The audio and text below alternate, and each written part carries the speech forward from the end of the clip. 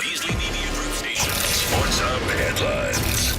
The NBA champion Celtics will raise their 18th championship banner to the TD Garden Raptors tonight, and then they'll play the regular season opener against the Knicks.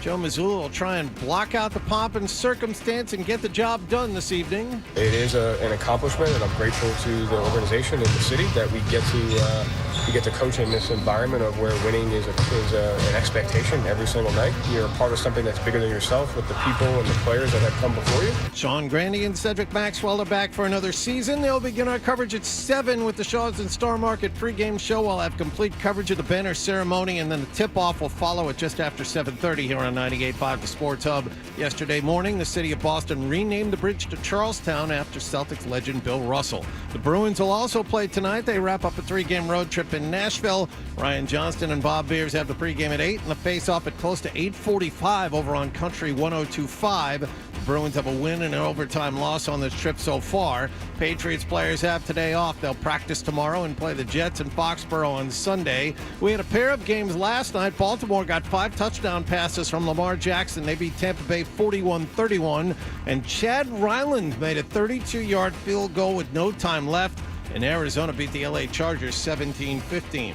Sports Hub headlines are sponsored by Matthews Nissan of Wellesley, 15 minutes from Boston on Route 9 East, family-owned since 1973. Matthews is all about treating customers with respect, transparent prices, and award-winning sales and service. I'm John Wallach at Boston's Home for Sports, 98.5 The Sports Hub. Your next update at 6:30. Boston plays here. Through the slot, close shot, save, rebound, scored! 98.5 The Sports Hub. Fred, hello. Hello. Hello. Mm-hmm.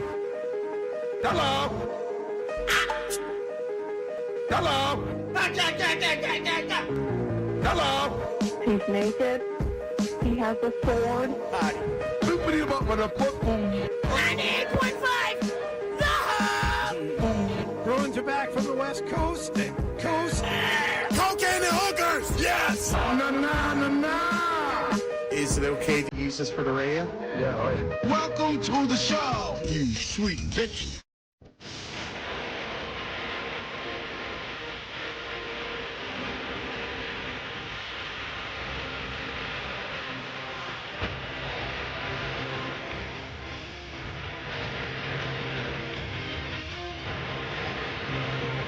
Can you dig it?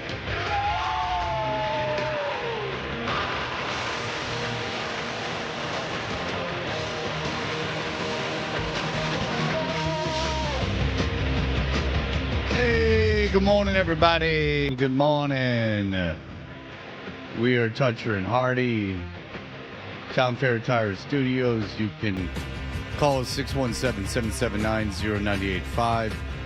You can watch us on YouTube for 24 hours a day, but it streams live during the mornings. And you can know that we are brought to you by FanDuel Sportsbook. Make every moment more with FanDuel.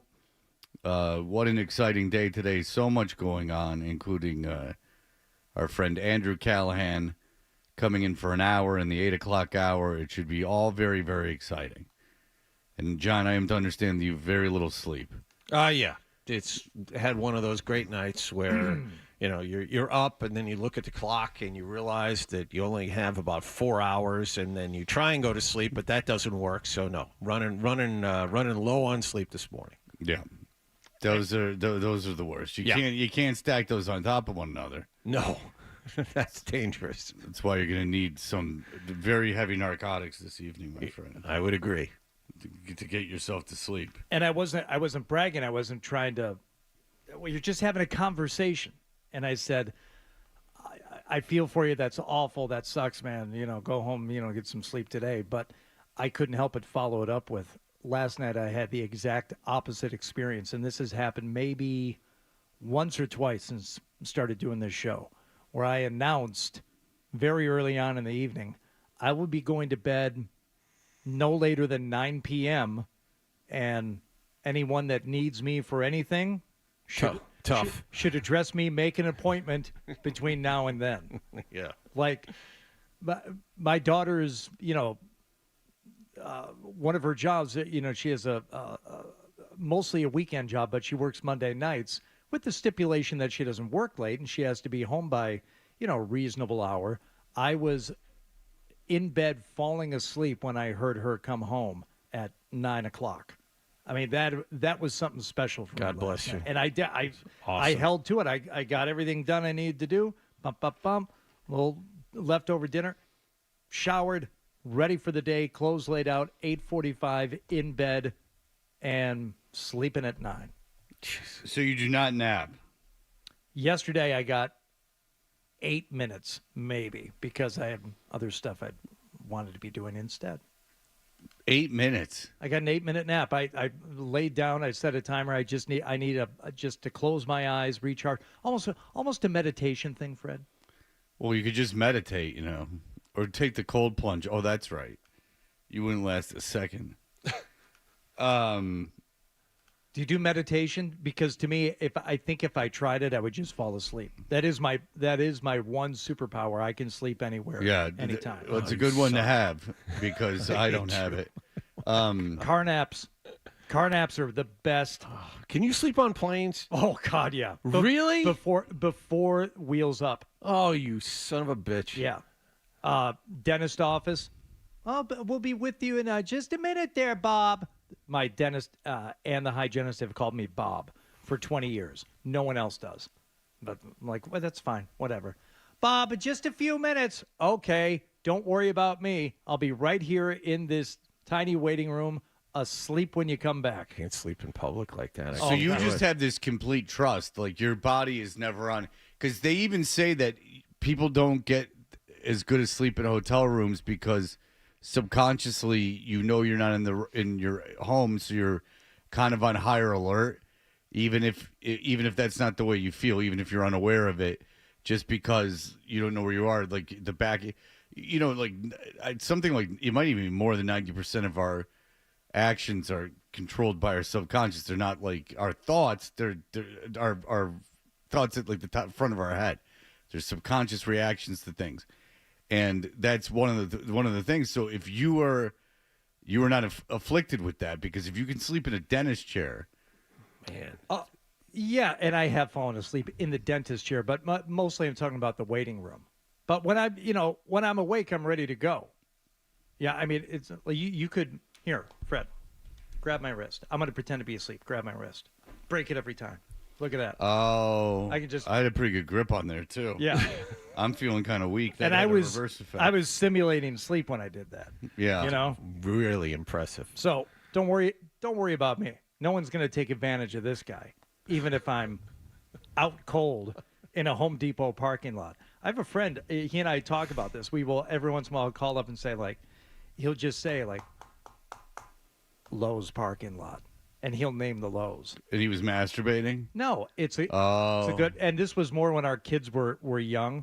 But he would say, the Dedham Lowe's, over by the side where the Sears used to be, right along that curb. And I knew what he was talking about. Good nap spot. Is it because it was so orgasmic getting knowing? Like, do you smoke a cigarette when you get out of Lowe's and sit there, smoke a cigarette, and then kind of pass out?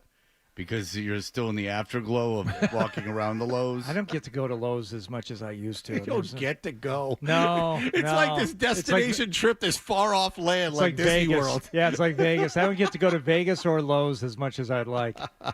Lowe's is real nice. Now you'll go to Lowe's and you can, because they're very big, obviously. No, what he used to do was just find spots to nap. And this was a big one, like picking the kids up from school. Like, oh my God, you got an extra 20 minutes. So sometimes I would just sleep in the parking lot at the kids' school, where I would pick them up. But if you're passing someplace on the way that is a good nap spot, you just pull in. And I have to set the timer on my phone because I'll go out. I will be asleep. And you can do that sitting up. No, I reclined it, reach down in between my legs. Ease the seat back. That's Adam's car. You got to reach down between your legs and do that. Manual. Yeah, I know. It's, Coming up on 200,000 miles, probably this week. oh, my God. So you know the story about Adam's car, right? That's a good one. You got to tell this one. All right. So you know how you'll get a rental? You know how when you go to buy a car, you'll go and you'll look at the sheet of like everything that's on it and why it's over, maybe, over the manufacturer's suggested retail price or whatever, because there's extras on it. And when I say extras, I mean Reverse. like floor mats, power windows, Sure. like leather seats, like stuff that you just kind of take for granted. And sometimes you'll get a rental car, not even anymore, but sometimes I used to get rental cars and they were like base models, like the base Ford Fusion. Yeah. And I used to drive a Fusion, so I know what it's all about. But like a base Ford Fusion. And one time Adam picked me up from my house a few years ago, and I had to like roll down the window, and it was like a crank window. The floor, there were no floor mats. The seats were made of like polyester, not even poly, the like. Yeah, like that fabric, like that cheap fabric. Yeah. Like that Naga hide. Yeah, they were Naga hide. No. It's just I was about to say vinyl, but it wasn't that. It was it was worse than vinyl. Yeah, it's just the whatever fabric they use. Yeah, he literally didn't have power windows. His car was like the most basic. It was a Chrysler Cirrus. All right, I got to look this car I up. can't. I wish I could remember the model year on it, but I can't. It was the year they made it. Maybe. Until they realized that it's like the Chevy Cruze of today. Yeah. Yeah. All right, the Chrysler Cirrus is oh God. Jesus. It was that was a car. So I was driving a 93 Grand Marquis, and the engine blew up on that. So I needed a car lickety split, and this was like the right car at the right place at the right time. Oh, yeah, it was. I mean, that's why it was an impulse buy. And he was paying it off for years and years and years and years and years. Oh, no, I bought that thing outright, man.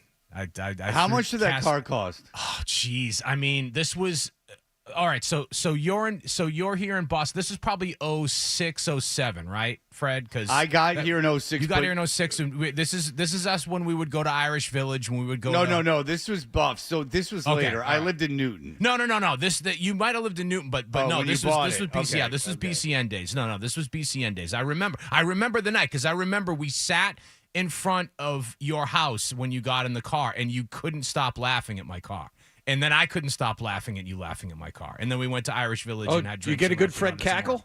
Yes. No, I got the legit, like, Fred is entertained laugh. Like, he couldn't believe. He goes, "This is your car." And I'm like, "Yeah, can you believe it?" He goes, "I can't believe this is your car." So, joke's on Fred, because as I look here, the Chrysler Cirrus was Motor Trend's Car of the Year. Oh, in what year? 1995. There you go. Wow. And this would have been 10 years after that. It was their car of the year for cars under 10,000. There you go. Oh, yeah. I 10 paid, under 10. 10 under 10. My brother worked at the car dealership and detailing cars. He was a pretty young guy at the time, and I went down. Not the general sales manager. Walked the lot, and I maybe spent.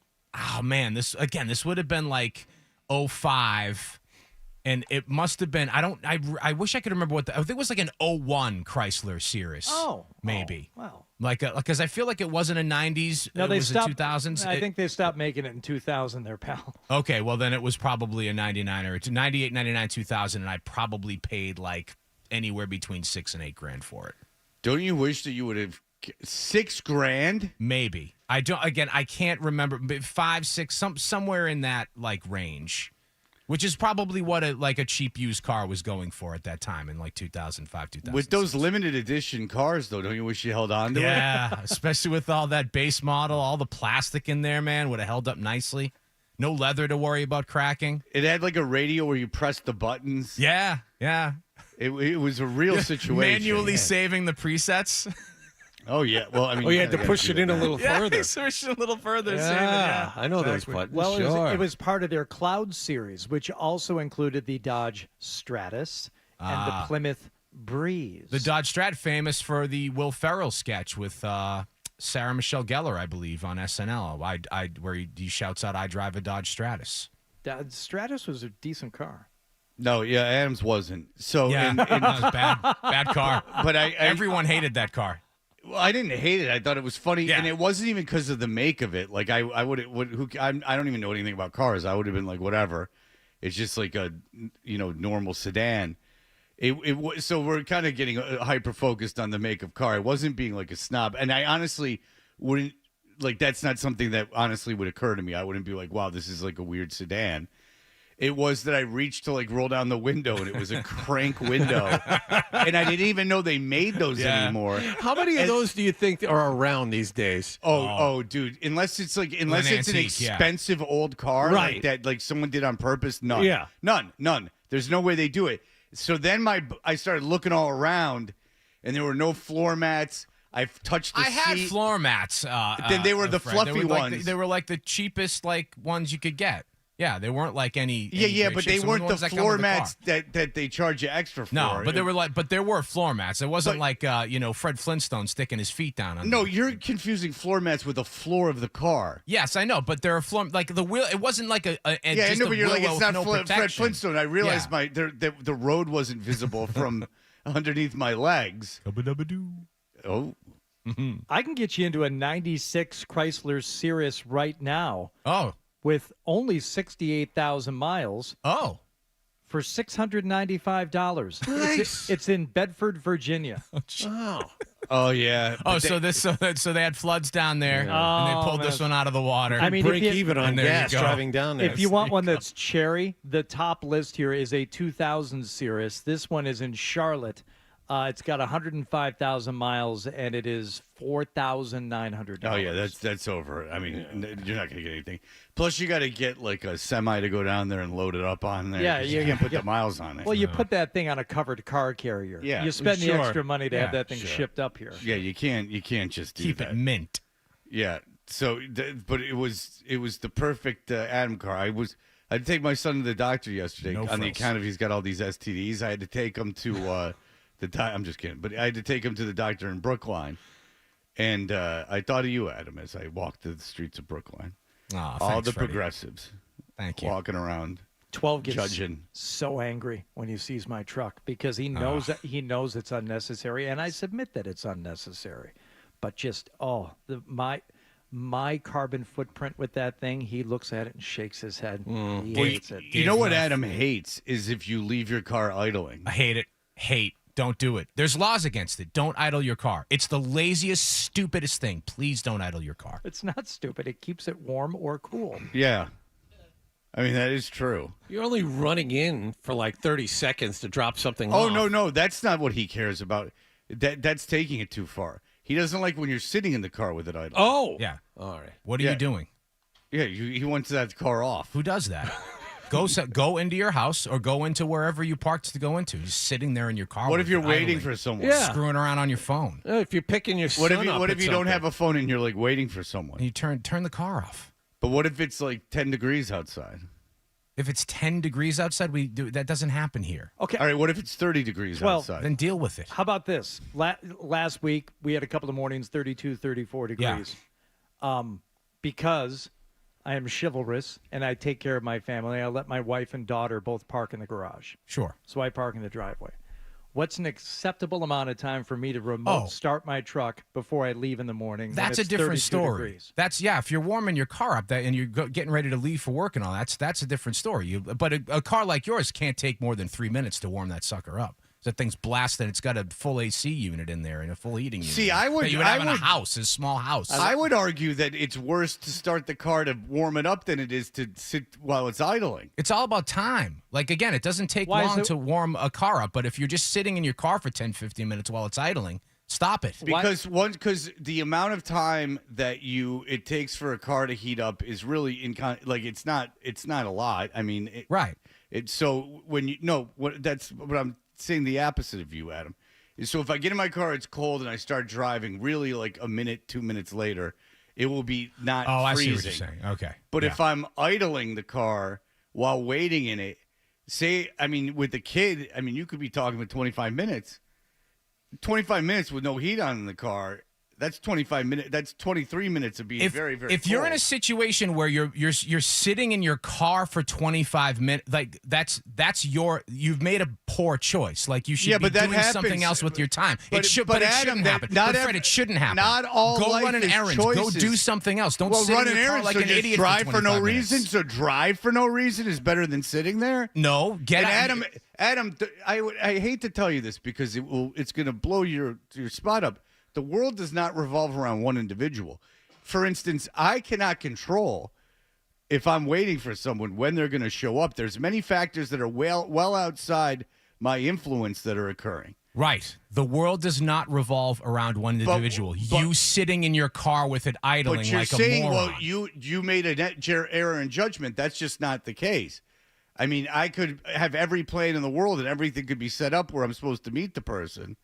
And several dominoes are falling outside of my realm of influence, if that makes any sense. And what I'm saying is, if your solution to that issue is sitting in your car with it idling like a moron for half an hour, you've made a poor choice. Make better choices. Is it bad that I just left my car on because I forgot to turn it off today? Because that Bronco, very fuel efficient. Oh, did you got the Bronco today? I have the Bronco every day. I thought you had I thought you had. Oh, wait a minute. You don't have the other one anymore. He doesn't have a fleet of cars that he alternates. But I thought you had. What was the car I had you a had? Jaguar. That's what I'm thinking. Oh, of. that was a piece of garbage. Yeah, you had a lot of trouble with that. Yeah, don't get a Jaguar. They put the door on wrong on that one, they right? put the wrong. They Fred, put the I can't wait to driver's get a side Jaguar. door on wrong. Oh, now, I mean, yeah, I don't. I think even if you were a trillionaire, you'd still drive a Chevy Cruze. What do you drive now? I drive a Subaru, of course. What else would I drive? Oh yeah, with almost 200,000 miles on it. I could have actually gotten I could have deduced that one, Hardy. I should have asked, but like if I asked, you would have said Subaru, and I would have said, yeah, that's what I drive. So. Does it have a special snowshoe rack in the hatch? Nah, everything just rattles around. I have a joke I'm going to say off air. Okay, let's get off air so you can say it. All right, Does very good. Does it have to do with the special compartment for his Indigo Girls CDs? It's along those lines. I do have CDs in the center console. It's along those lines, but I can't say it. Indigo Girls CDs in your softball mitt? Do you have a special storage section for them? Don't encourage him. Some of us drive with golf clubs in the car. 12 drives with a baseball glove. Well, he drives with softball. Softball glove. Sorry. No, he drives with craft equipment in the car. Oh. All right.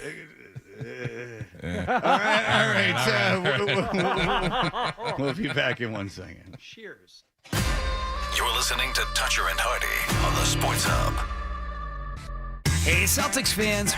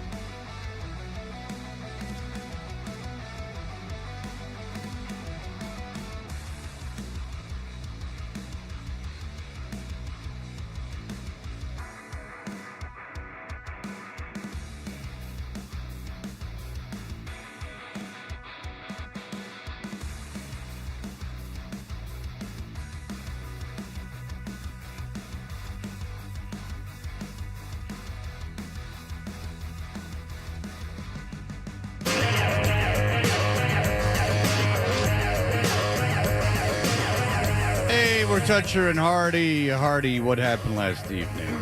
Well, only the wealthiest among us could afford to watch the Arizona Cardinals play the San Diego Superchargers of Los Angeles last night, as it was an ESPN Plus affair. Oh, boy. Yeah, you guys don't. Oh, no, if you have Disney, you get ESPN Plus. So that means that you get to be insiders.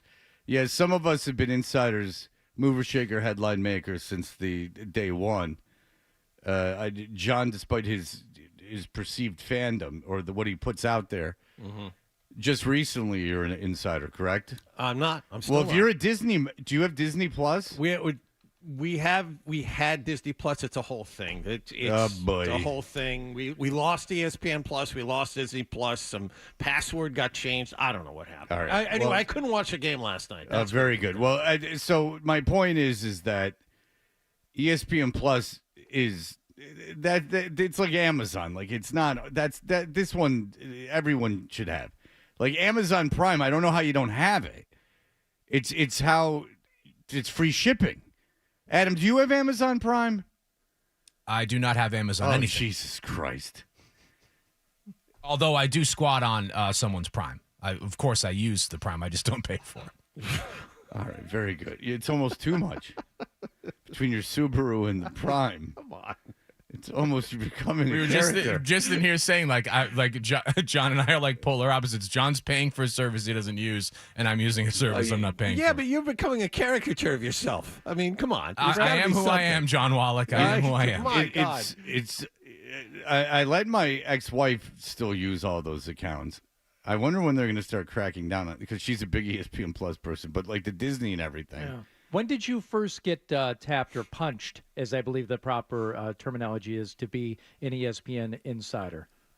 Years and years and years and years ago, before streaming. It's like getting into the Phoenix. You know, you have to be invited. And the most important thing, John, this is probably where you and I have screwed up. We have asked to be ESPN insiders, and that's the wrong way to go about it. It's like Raya, the dating app. They only let in 8%. Yeah, you have to wait until they punch you. A naturally cool person. I just don't understand how you guys could go to. Well, I guess if you don't go to ESPN.com a lot, but that's the site that I'm on the most, and so like when everything, especially the draft stuff, like everything is behind that paywall. That and The Athletic are the only two things I pay for in terms of like online stuff. And we all have our things. Like I have, I think, 4 newspaper subscriptions, but I just never have done the ESPN Plus. Oh, I have the Globe, yeah. I had the Globe, Herald, the New York Times ones get to. Oh, I have New York Times, yeah. Well, the New York Times Sports is really good. I mean, they do like. Well, that's The Athletic. Yeah, but they have a separate. No, I know, but the Athletic that's is underneath. With the Athletic, you get access to all that. Yes. Stuff. Yes. And I think I still have. I pay for the Athletic too. Yeah, I pay for the Athletic. Yeah. What else? And then I have. I have Vanity Fair. Because I'm vain, but I look at both sides of every issue. I have Vanity 6. Oh, Really? did I used to? I have Apollonia 7. Football last night. The Cardinals and the Chargers were playing there, and I wasn't watching. But if it's too late, it was on the wrong network. Kyler Murray, though, he's pretty good. Back to throw off play action. Deep in the pocket. Stepping up. Moving left. Taking off. Running far side. 45-40. Gets past the defender at the 30. Far side 20. He will walk in. 10-5. Touchdown. Kyler Murray, a 44-yard touchdown run. As soon as he got past the defender, that was all she wrote. One throwing, one on the ground, and then Chad Ryland in at the end to seal the deal. A 32-yard field goal try by Chad Ryland to win the game. The Cardinals down 1, 2 seconds left. No timeouts remaining for the Chargers. Ryland is ready. Gillikin to hold. Snap. Ball down. The kick is up, and the kick is good. And the Cardinals win it 17-15. No. By the way, I had Arizona as one of the teams the Patriots could possibly beat. They played them in mid-December out there. They can't beat that team. Well, as long as you don't make mistakes. There was a mistake made by a Chargers player last night. Do you remember this guy? Herbert looking for a downfield shot, loops it down there, and wide open. Then the ball is not loose. The catch is made and then the ball is knocked out of his hand. Jalen Reagor, the question is, did it go out of bounds or go through the end zone? Still having a conversation. It's going to be Arizona ball knocked loose by Starling Thomas. You can take the receiver out of New England, but you can't take the New England out of the receiver. Ryan Beaton reminded me this morning, Jalen Reagor was the guy who posted the photo of the Maserati in the carport next to the mobile home. That's right. And he was gone out of New England not long after. So there you go. Yeah, Jim Harbaugh doesn't seem like the kind of guy who's going to keep that kid around. If you keep fumbling through the end zone. From a first-round pick. Yep. Jalen Reagor. Yeah. Eagles. Yeah, I would think his time here or his time there will be short-lived also. Considering Harbaugh threw the ball. I didn't watch the game either. I'm just looking at the box score. But for him, they threw the ball a lot yesterday. And for a close game, threw the ball 39 times yesterday. It seems very un-Jim Harbaugh-esque. Seems like a guy who likes to run the ball a lot, but he did not last night. That's just my insights. Sorry to go over you guys' heads. That's all right. Last night, the Buccaneers jumped out to a 10-0 lead. Sound familiar? As they were taking on the Baltimore Ravens. That was the early Monday night game. But then the Baltimore Ravens started doing Ravens things. 3 receivers left. Bateman alone to the right. Lamar in the shotgun on 4th and 3. Takes the snap. Bucs bring blitz pressure. Lamar to the end zone. Touchdown, Mark Andrews. Lamar Jackson with his 4th passing touchdown of the night. And that would also be 34 unanswered points at that point for Baltimore, and they would go on to win last night by a final score, as you've heard John Wallach already say this morning, 41-31. Yeah, the Buccaneers lost a bunch of guys last night. It's almost like kind of unfair. They lost. What did they lose? They lost 2 receivers last night. They Mike lost Evans to a hamstring, trying to make a catch in the end zone. Godwin, right? The ugly one was Godwin. Oh my goodness, shock jock! I didn't even mean to do that. That was an ugly one. Yes, the Godwin play, not pretty. Here's movement across the line. Flowers Free play for Mayfield. Throws the ball, a dark cart ball, and missed tackle at the 35-yard line. Godwin comes up with another snag, his 7th of the game, and he got rolled up on. Yeah, he ripped his ankle apart. Look at that. He'll never walk again. Don't fire the cannons. Don't fire. For the count. Good golly. Good golly, Miss Molly. He's got to be 79 years old. You know who was gay? Little Richard. You know, it's funny. He invited me up to a hotel room in 1955, and I accepted the offer. And then I almost felt too I felt too starstruck to say no. I was hanging out with Carl Perkins. He said, "Don't go near that guy. He'll give you change for a 7." I didn't know what he meant at the time, but I sure do now. Good golly. That's a first down now. The ball at the 38-yard line. An injury timeout with 53 seconds down. That looks like one of those hip tackles that's illegal. That guy's 108. Now, Roquan Smith. He grabbed him, and then Smith dropped his body on 2 minutes for Tampa.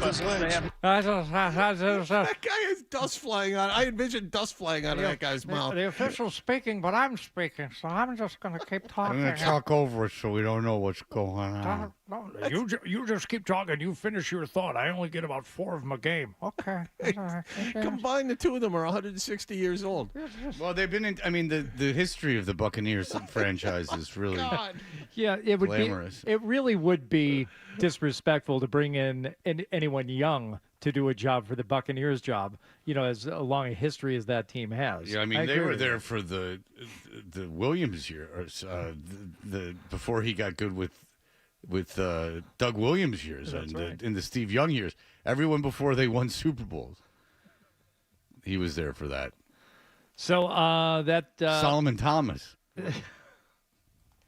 Remember when Solomon Thomas was the only good player on the Tampa Bay? When they were going 0-14 back in the 70s? I do. Yeah.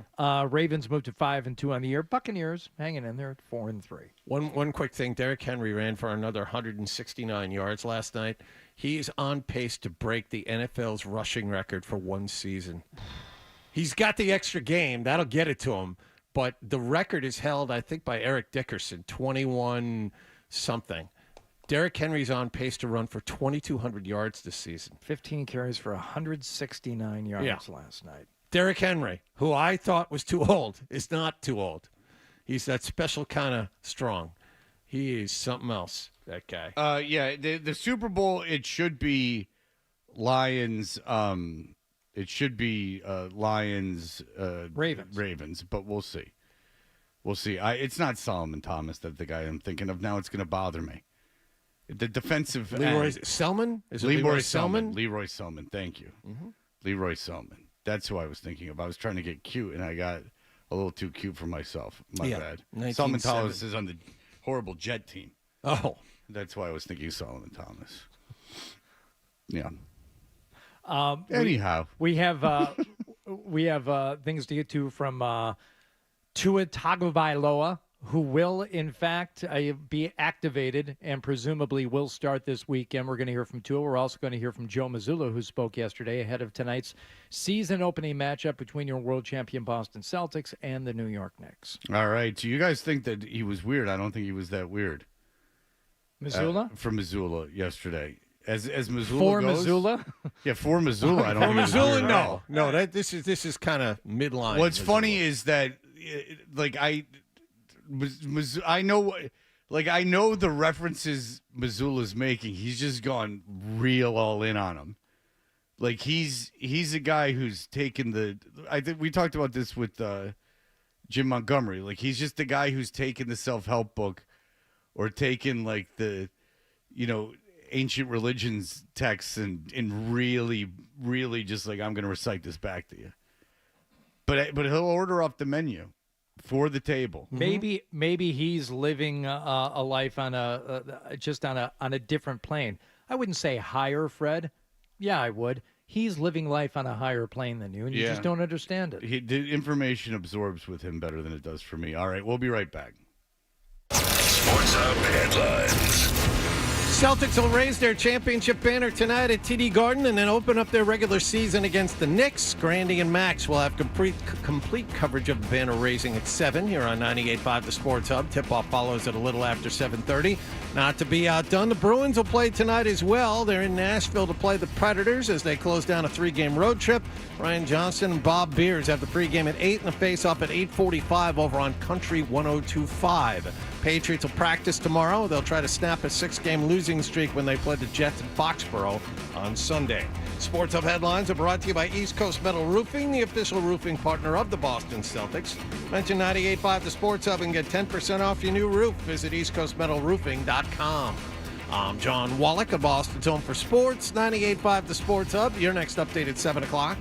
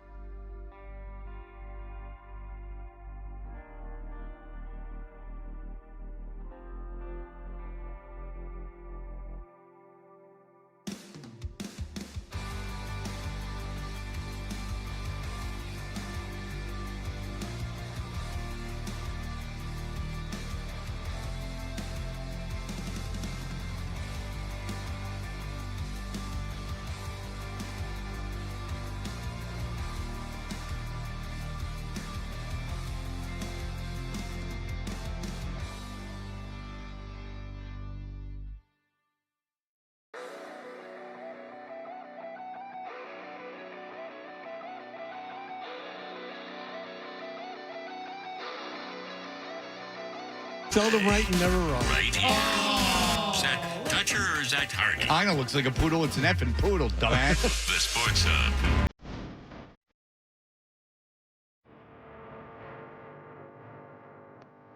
Hey, we are Toucher and Hardy, brought to you by FanDuel Sportsbook. Make every moment more with FanDuel. I ate that overnight oats again, and now it's not good. Maybe it's time to start making different breakfast choices. Shush. Sometimes it sits heavy. It doesn't make me sick. I'm not like Joe. It just sits heavy. It just sits heavy in my stomach. Like I can tell I ate it. It's almost like I didn't make them right, and the oats are still expanding. Like when John eats uncooked rice. Even though it's going to gush in my mouth? You just have an explosion in your mouth? Nick made a good video about that. Nick's gotten very good at these Instagram videos. You can see him at Toucher and Hardy or at Fred Toucher if I choose. I algorithm Nick. He'll make me a contributor on videos, and I'll pick like every third just to keep him on his toes. It's like when a girl texts you and you're like, I'll text you back maybe after you text me the next time, which I don't do, but I probably should. But he did that, and so I watched the video a couple times, and it still is funny to me. And it's not just Joe, but like when people go like, I'm going to eat this, I'm going to get really bad diarrhea. That to me is just so funny. Like, because I have so many problems, but that is not one of them. I don't know if I want to use the bathroom at a hockey game. Like I've never ate I've had salad and gone like don't want to be in the car with me. But I haven't. I've never ate anything and gone like, oh boy, like in like an hour I'm gonna have real bad diarrhea. Unless it was poisoned.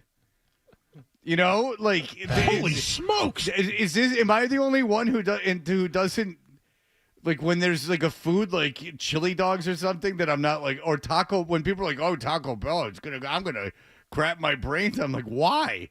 It's just food. Unless there's something wrong with it, it shouldn't do that to you. Or at least it shouldn't do it to you on a consistent basis. Well, that's it. If you're not used to it, if you eat healthy, then you have, even just like any kind of fast food, it's going to go right through you. I don't know if it's going to go right through you. It's going to taste super salty and stuff. Like if you haven't had fast food for a long time, it tastes super salty, but it shouldn't make you physically ill. No, not physically ill, but you've never like abstained from like junk food or fast food for a while. And okay. Well, I've gone long periods. I'm talking like 2 weeks maybe without enjoying a fast food meal. And when I do, I will consume it and say like, oh, this is going through me like gas through a funnel. I'm gonna have to get home. Gotta get home to the home base. Well, now that I've I've gone a long time without like proper fast food, not crappy food, but like proper fast food, like mass manufactured fast food. But it doesn't make me sick.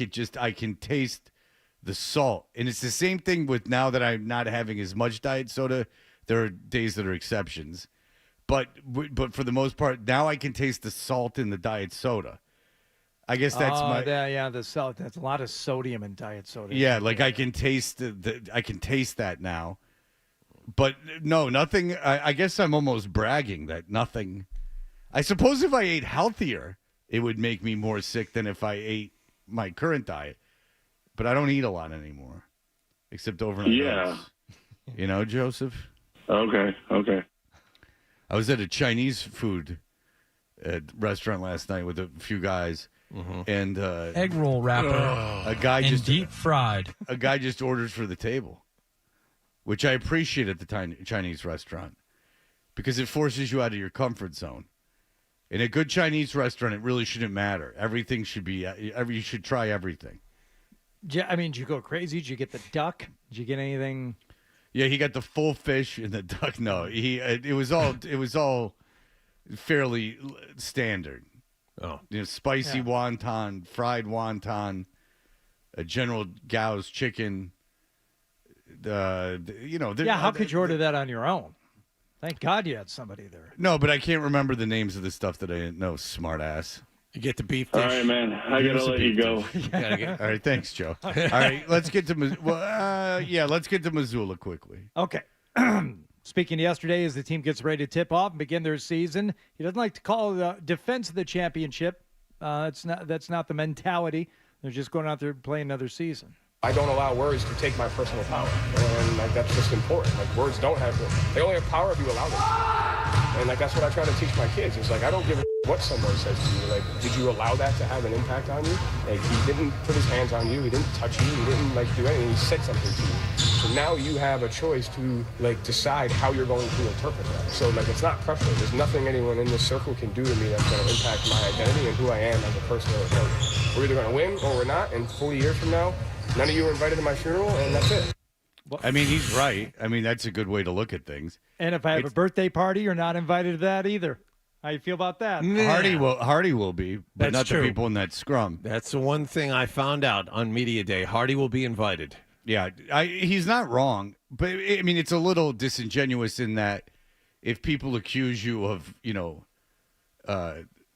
assault, like that's not great, and it could greatly affect you. Words could have a great effect on you if they, like, for instance, if they accused you of cheating and gambling on the sport, those words would have an effect on you. But yeah, the words the media say about you and things, it's the same thing. You guys are aware of this concept that we are not our thoughts. Of course not. So but the things that if really, this is kind of, tell me what you think of this. Really, all like 99.9% of our pain is self-inflicted in that it's our thoughts, not true fact or true like it's fretting about something in the future or worrying about something in the past. It kind of like if you, like, for instance, like say you got in trouble on the air for something and someone got in trouble and someone got mad at you and they were like da da da da da, and there was like all this heat coming on. This is, it's very difficult to do and I couldn't do it, but say you just didn't think about it. It wouldn't have, ultimately nothing would affect you because like you wouldn't think about it and there would be, it wouldn't kind of exist in your brain. Yes, my pain is self-chosen. Yeah, at least so the prophet says. Matt Season, good pull. Thank you. Oh, Mad Season. That's a fun band. I just said what he was trying to say. I was going to go Eckhart Tolle because I thought that's what Fred was going with. Eckhart Tolle is a simpleton's take on these matters, but thank you. Wow. So you're a big YouTube guy, too. You got like Alan Watts, too. I like the animated ones, Fred. So do I. With the whiteboard. It's nice. Yeah, before I take a nap, sometimes they come in the old algorithm. That and the bald, muscular guy that sits there talking. Why do people want to be that big? Girls don't even like that. I don't know. I actually know the video he talks. Sure you do. He pops up on everything. He's not bad. Like he's kind of charming. You can't escape him. He's sort of Doesn't matter charming. what algorithm you're on, he somehow manages to pop up. Yeah, he's sort of charming, but all right, that's enough. But it's all about like he's like a little like Jewish guy that's just huge, and you're Amazing. like, I mean, little like tiny, like small, like short. Yeah, but he's like super big, and he's good at what he does. Like he's charming. Yeah. But it's just like, well, I don't have any desire to look like you. It's just how much pain, personal pain, did it take to get you to that particular station in life? He's got like an eye twitch and stuff, too. I know, like, and that's all I can think about when I see him is like, what did you go through to he's get got like the this? Norton eye twitch. Like you can tell he's been through some stuff. There's a lot of tortured soul in there. But listen, good for him. But I do find that interesting that. And he's millions and millions of hits on his videos. If you don't know what we're talking about, there's this like little bodybuilder guy that does these he's charming. But he does these like how to get like massive videos. Mm-hmm. And what I always think is interesting about it is that they'll have like 2.5 million views, but how many people are bodybuilding like that? Like how many people like are bodybuilding? 0.01%. Right. And I'm not talking about even doing steroids and working out, like that, I almost like understand. Look, I wish I was in better shape than I was. I'm working at it. But is your goal to get like competitive. Like, how many people are competitive bodybuilding is my question. See, I don't even think it with him. It's that. It's like, all right, he's chasing something. He's in his mind. He's chasing, I don't know what he sees as perfection, something like that. That wasn't a competitive bodybuilding pump that he was after. You know what I'm saying? Yeah, but it's something else. Well, that's kind of like his. That's kind of, I think, like once you get to that point, is what you're doing is like you're kind of competitive. Like, wait, but what do I know? And then there's that Cutler guy. Yeah, Jay Cutler, not the quarterback, but the guy who says he's all natural. Have you seen him? I have not seen him. He pops up on my algorithms a lot. He's real stupid. the bald guy's smart, but because he's like a scientist. Right. The Jay Cutler guy, real dumb. Real dumb. Wakes up every 3 hours to eat. But I found myself for a half an hour watching him eat. I don't watch him work out. I watch him eat. He hasn't ate for food pleasure, he says, in like 30 years. That's too bad. He eats ground turkey, puts it all in a frying pan, and chops it up and then eats it with rice. It's every meal. All right. I wonder if we were. They always say that if you're a young broadcaster, do what we just did and pop all around. Yes. Bill Belichick talked. I got a lot to say about this. All right. He was on the Dumb McAfee show yesterday, and it's a bunch of jackasses talking to each other. Touch your and.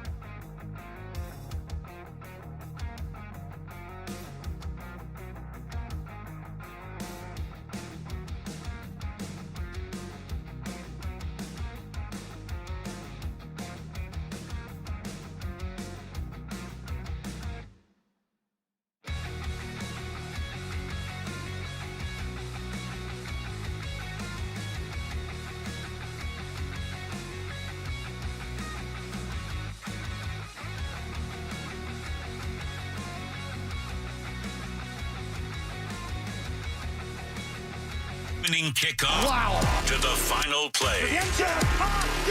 Your home of the pass. 98.5 The Sports Hub. Beasley Media Group Station. Sports Hub headlines.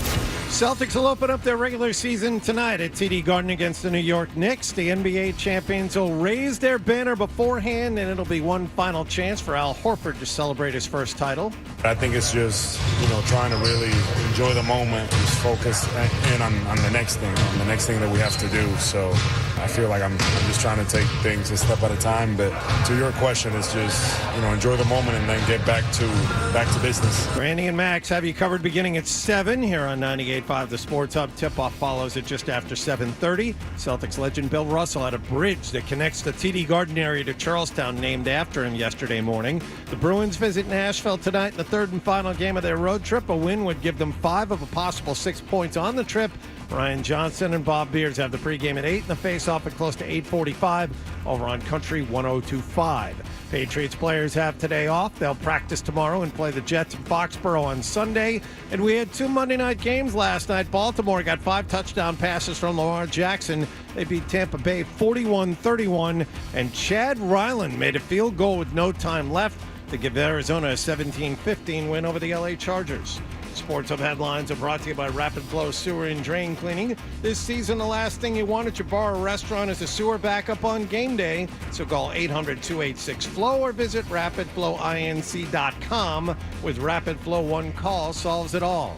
I'm John Wallach at Boston Tone for Sports, 98.5 The Sports Hub. Your next update at 7:30. Boston, the greatest sports town in America. We have a farm. I have about 200 pigs here. We get to spill beers on each other without worrying about spilling beers on people. Boston's home for sports, 98.5 The Sports Hub. Ta-da! We're back with Toucher and Hardy on 98.5 The Sports Hub.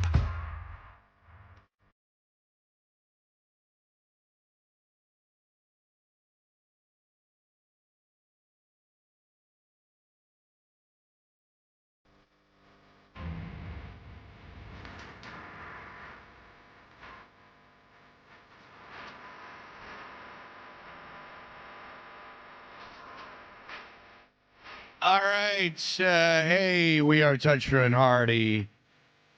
And we are brought to you by FanDuel Sportsbook. Make every moment more with FanDuel. You can watch us on YouTube.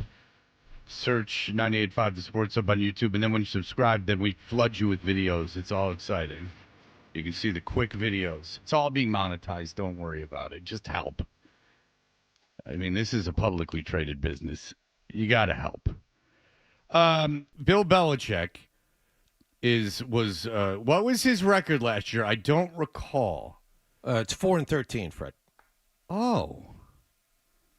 Unfairly fired from the New England Patriots. And Bill Belichick he was just the coach, correct, of this team? No, he was the general manager. He pretty much did it all in the front office, or was in charge of everything in the front office. So the Patriots have had a full one-off season to set everything straight, the mess that he made. But to be fair, in previous seasons, he had personnel forced upon him that he didn't want, like his offensive coordinator, going back a few years now in Matt Patricia. I mean, he didn't want Patricia to be the offensive coordinator. No, he wanted to be his walk-around guy. Oh, no, they were actually very good friends, and he made that conscious decision. Yeah, okay, he wasn't losing his mind and getting his ego so incredibly out of control.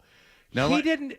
Okay, but it wasn't him who replaced Tom Brady with Cam Newton, thinking he could win with any quarterback that was just available in February before training camp started. That wasn't Oh, that was Belichick. Okay. All right. Continue. Okay. So Bill Belichick, though, I want to put all this in perspective.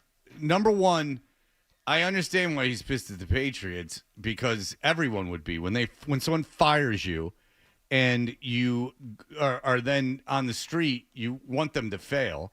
I mean, that's obviously what anyone would want, myself included. I want my enemies to fail, and you're my enemy if you have wronged me. But he has always presented himself as above everyone. So this is my kind of thing with Bill Belichick.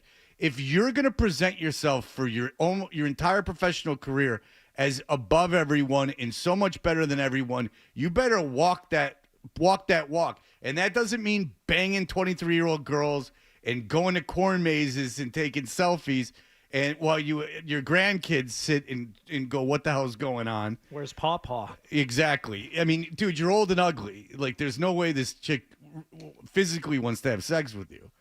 And I challenge your ability to do it unaided. But then also, if you're going to take shots, do it from a position of power. You know, like, you do it when there's like some basis in it. I get being pissed at the organization, and I could get like, but before we play this audio, like, all of this season negatively reflects on Bill Belichick. He built this team. Whatever you guys want to say and whatever anyone wants to say, the team drafted Drake May, so they hit the one thing it looks like that they needed to hit. They re-signed some guys. We'll see how that works out, but you can't revamp the roster. It looks like they screwed up with Polk in the second round, but in the third round is an injury. Or so, like, you can't say that they hit the draft. If May hit, they hit the draft. So there's not enough time to do this. So Belichick is on McAfee because Belichick is doing things. And by the way, he's not doing himself any favors, and I'll tell you why when we play this. Because he's got Lombardi, who's an idiot. Michael Lombardi, with no hyperbole, is a moron. And I believe people have them on his shows, their shows, because it's like a circus where you go, look at the geek. Like, stare at the bearded lady. Like look at this moron. He's actively filleting Bill Belichick. No matter what we ask him, he'll do whatever Bill wants. If we had Michael Lombardi on, I told a friend of mine this. If we have Michael Lombardi on, I would say, at what point would you say no to Bill Belichick? Would it be your hand or your mouth or your butt? And I swear to God, that would be my first question. Or I would say this: if Bill asked you to use his hand on him, would you do it? I would say, do you consider yourself solely heterosexual? And if he said yeah, I'd say okay. With the exception to that be Bill Belichick, honestly, if he asked you to use his hand on him, would you do it? Because he's carrying Bill Belichick's water, and I can't imagine Bill Belichick. What do you think? Bill Belichick's having stipend like Jim Gray has? Tom Brady has Jim Gray on stipend? All right, so listen, if Lombardi's in love with Belichick, which very well might be true, then then I understand. But if he's not, if he doesn't have an emotional, romantic love for Bill Belichick, I don't understand what he's going off doing, and it's not doing Belichick any favors. So here's Belichick on Pat McAfee. You're very close to the New England Patriots. I think New England Patriots fans. You're right. Yeah, no kidding, Pat. Really? He's real close to the Patriots. Thank you for informing your audience. You're very close to the New England Patriots. I think New England Patriots fans, for the rest of their existence, will compare Patriots to how you operated with the New England Patriots. So, wow, you think? That's quite a sentence, by the way. Do you? Yeah, I know. It's, first of all, well said. And second of all, you think that might happen, Pat? Wow, that you really cracked the code. The guy who coached the team for, 1/3 of its existence as a franchise and has won all those Super Bowls, you think that that people might be compared to him, you think? The guy they fired last year, less than a year ago, they're comparing the new guy to him? Pat, this is why you get the big bucks. And this is why you sit with your feet on the chair. You know who used to do that and doesn't do it anymore? My daughter. He sits in a chair with his feet, his soles of his feet, like on the chair where his ass is. Come on. That's romper room nonsense. What if you went over to you went out to eat with your friend and your friend just starts sitting like this? I can't even do it. like perched and put his feet up like this. That's weird. Like a catcher. Yeah. That's weird. Are you that relaxed? Man.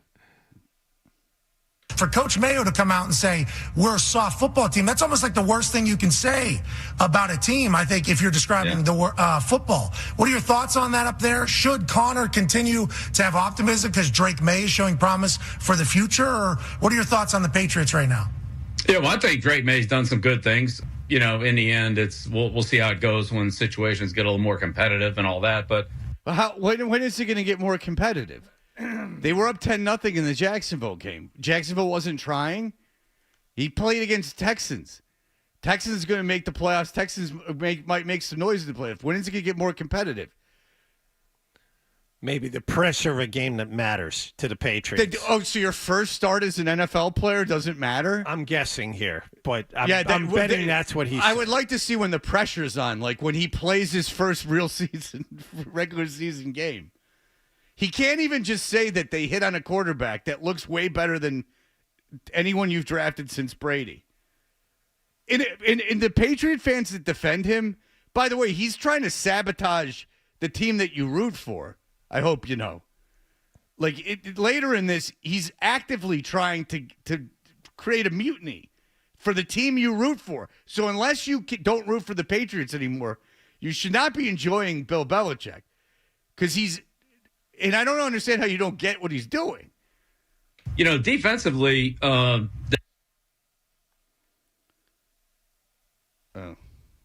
happened? I mean, I'm rolling here, Nikki. I don't need that.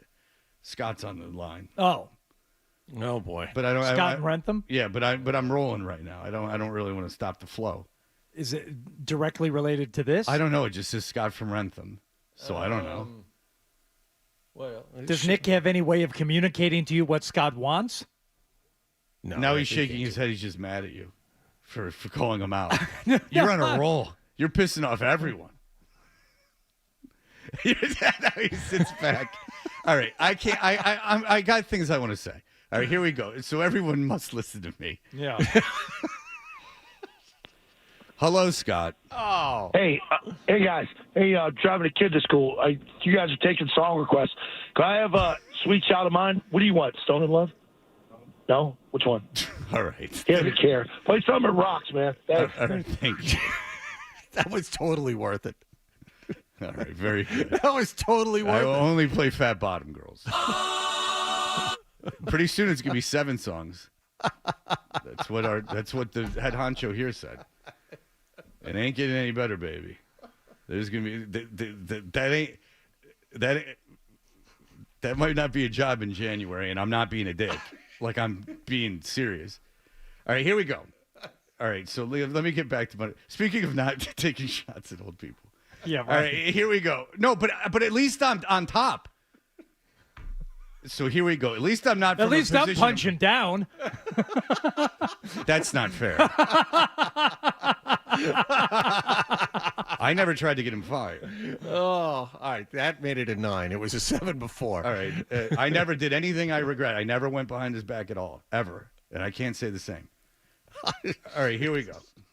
you know, defensively, the Patriots led the league last year in rushing defense, yards per carry, number 1 in the league. And this year they're way down in the 20s somewhere. It's the same guys. They re-signed Jennings, they re-signed Tavai, they re-signed obviously Duggar, right? Marcus Jones and Gonzalez have been healthy all year, which they were both. It's a real murderer's row. Wow, Bill, I can't believe it. It's like the Legion of Boom or the Ray Lewis Ravens defenses that you're naming.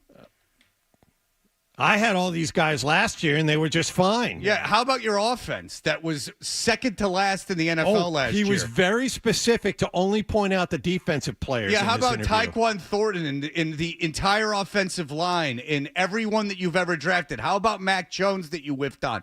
How about everything else? And by the way, Tavai, like, wow, ooh. Hey, solid linebacker. Solid. Yeah, real all-pro, going to be a Hall of Famer. Well, this is all like under the guise of the team being soft, having only to do with the defense. I think Mayo is calling out the offense even more so. All right, can't run the ball. He said after the game, can't run the ball. Right, you're not blocking, you're not, and defensively, sure, there's a lot of stuff going wrong, but I would also say, what would Bill say to these same guys who are playing the same way? Would he be kind to them? Would he be saying things?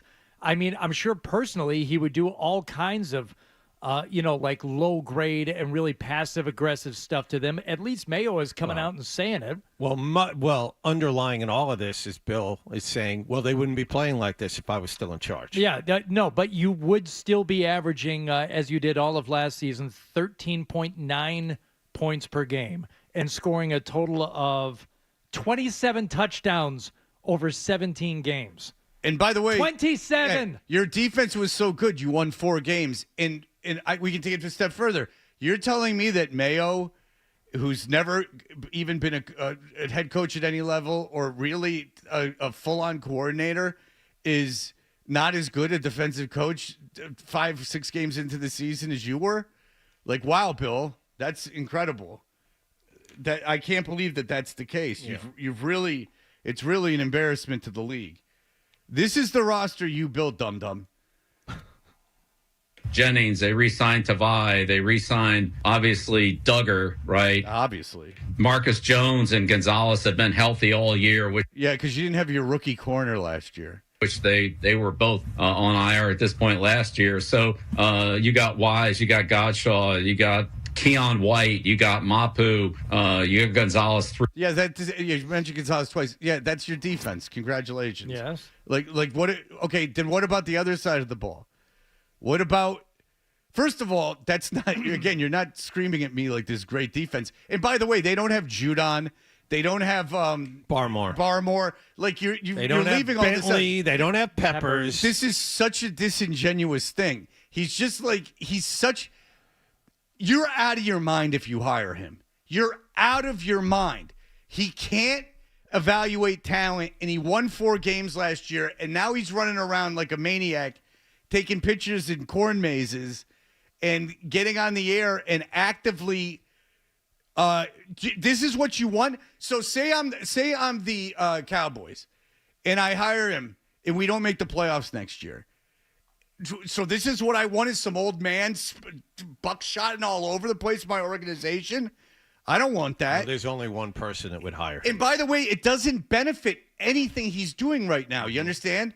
Like if he went to another team, first of all, he's not on top anymore. So but if he went to another team and was doing things strategically to hurt the other team, then that makes more sense. He's just sitting now, just old man in it, begging for a job. It's sad. It really is sad. Isn't he supposed to be above all this? And the thing is he's not only not above everyone, he's worse than everyone.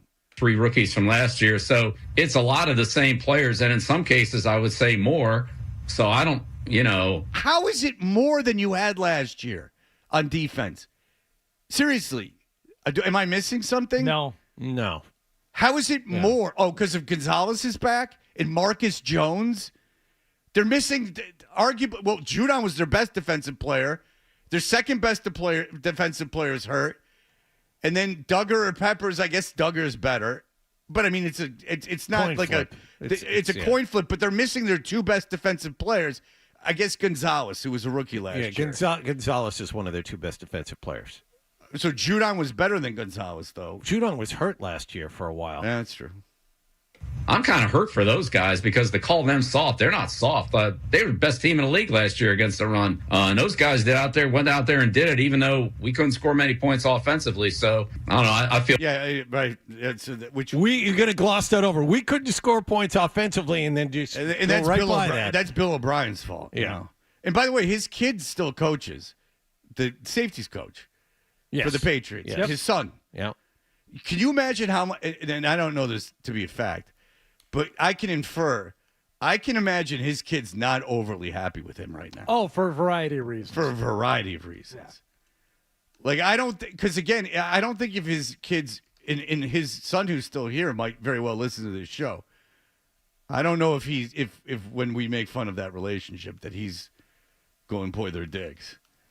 I think he might be going, yeah, dude. Because wouldn't you Preach. Testify. I would be like, yeah, man. It's pretty weird. Shame him into not doing this anymore. He's going to ruin Thanksgiving. If it would be one thing, if he was having sex with a bunch of chicks that age, you'd be like, God bless you. But he's walking around. They're going to get married. He's going to corn mazes. fellas, she's gonna take half your inheritance. I don't know. I feel bad for the defensive players on that one because those guys, that's a tough group. I mean, John Jones, Godshaw, Wise. Yes, you've mentioned them. Jennings. Those are all Uche. Those guys are all tough players. Like they'll strap it up and go. Duggar. I mean, would you, lady? They're tough guys. I'll tell you this. So if you're a Patriots fan, you're like, way to go, Bill. He's trying to Shanghai your franchise.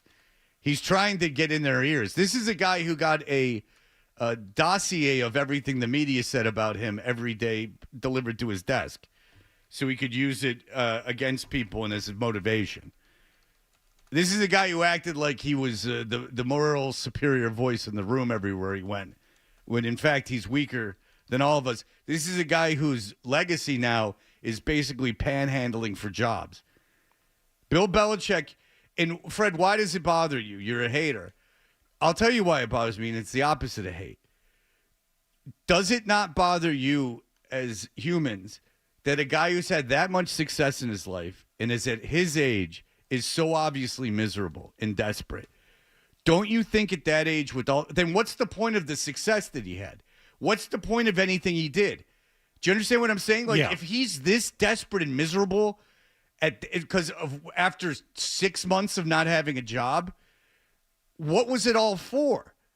Like, why the place in Nantucket and why the 23-year-old girlfriend? Why all this stuff if you're obviously this miserable?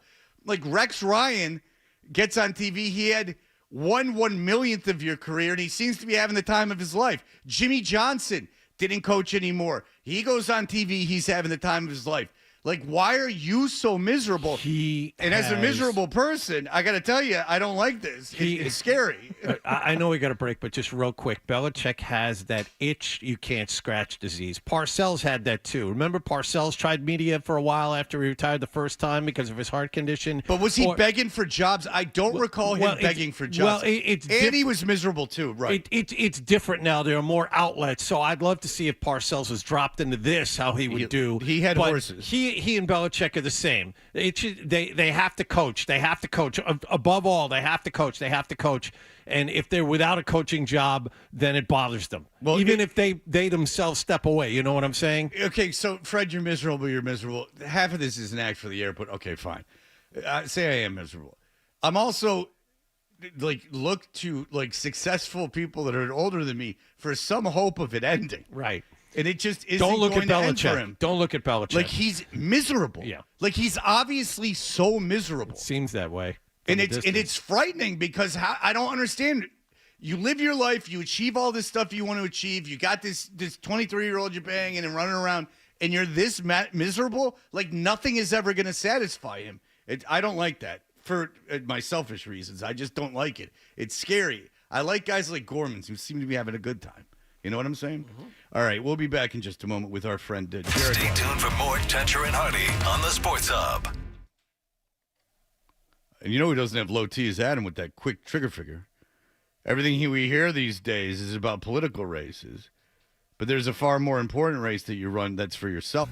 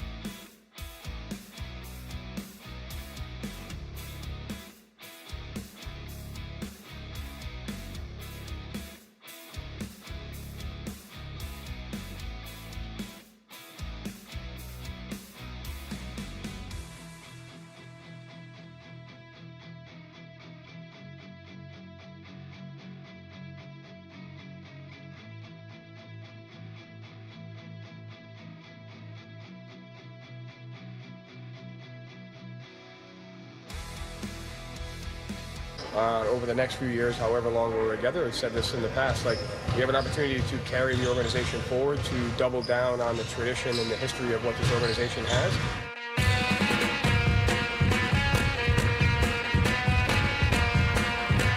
I'm never going to be on Slack again. Nick has destroyed it.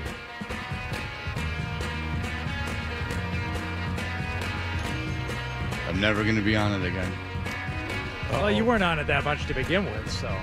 I looked at it every day. That's good to know. I mean, there's a record of it. You can tell. I mean, it says.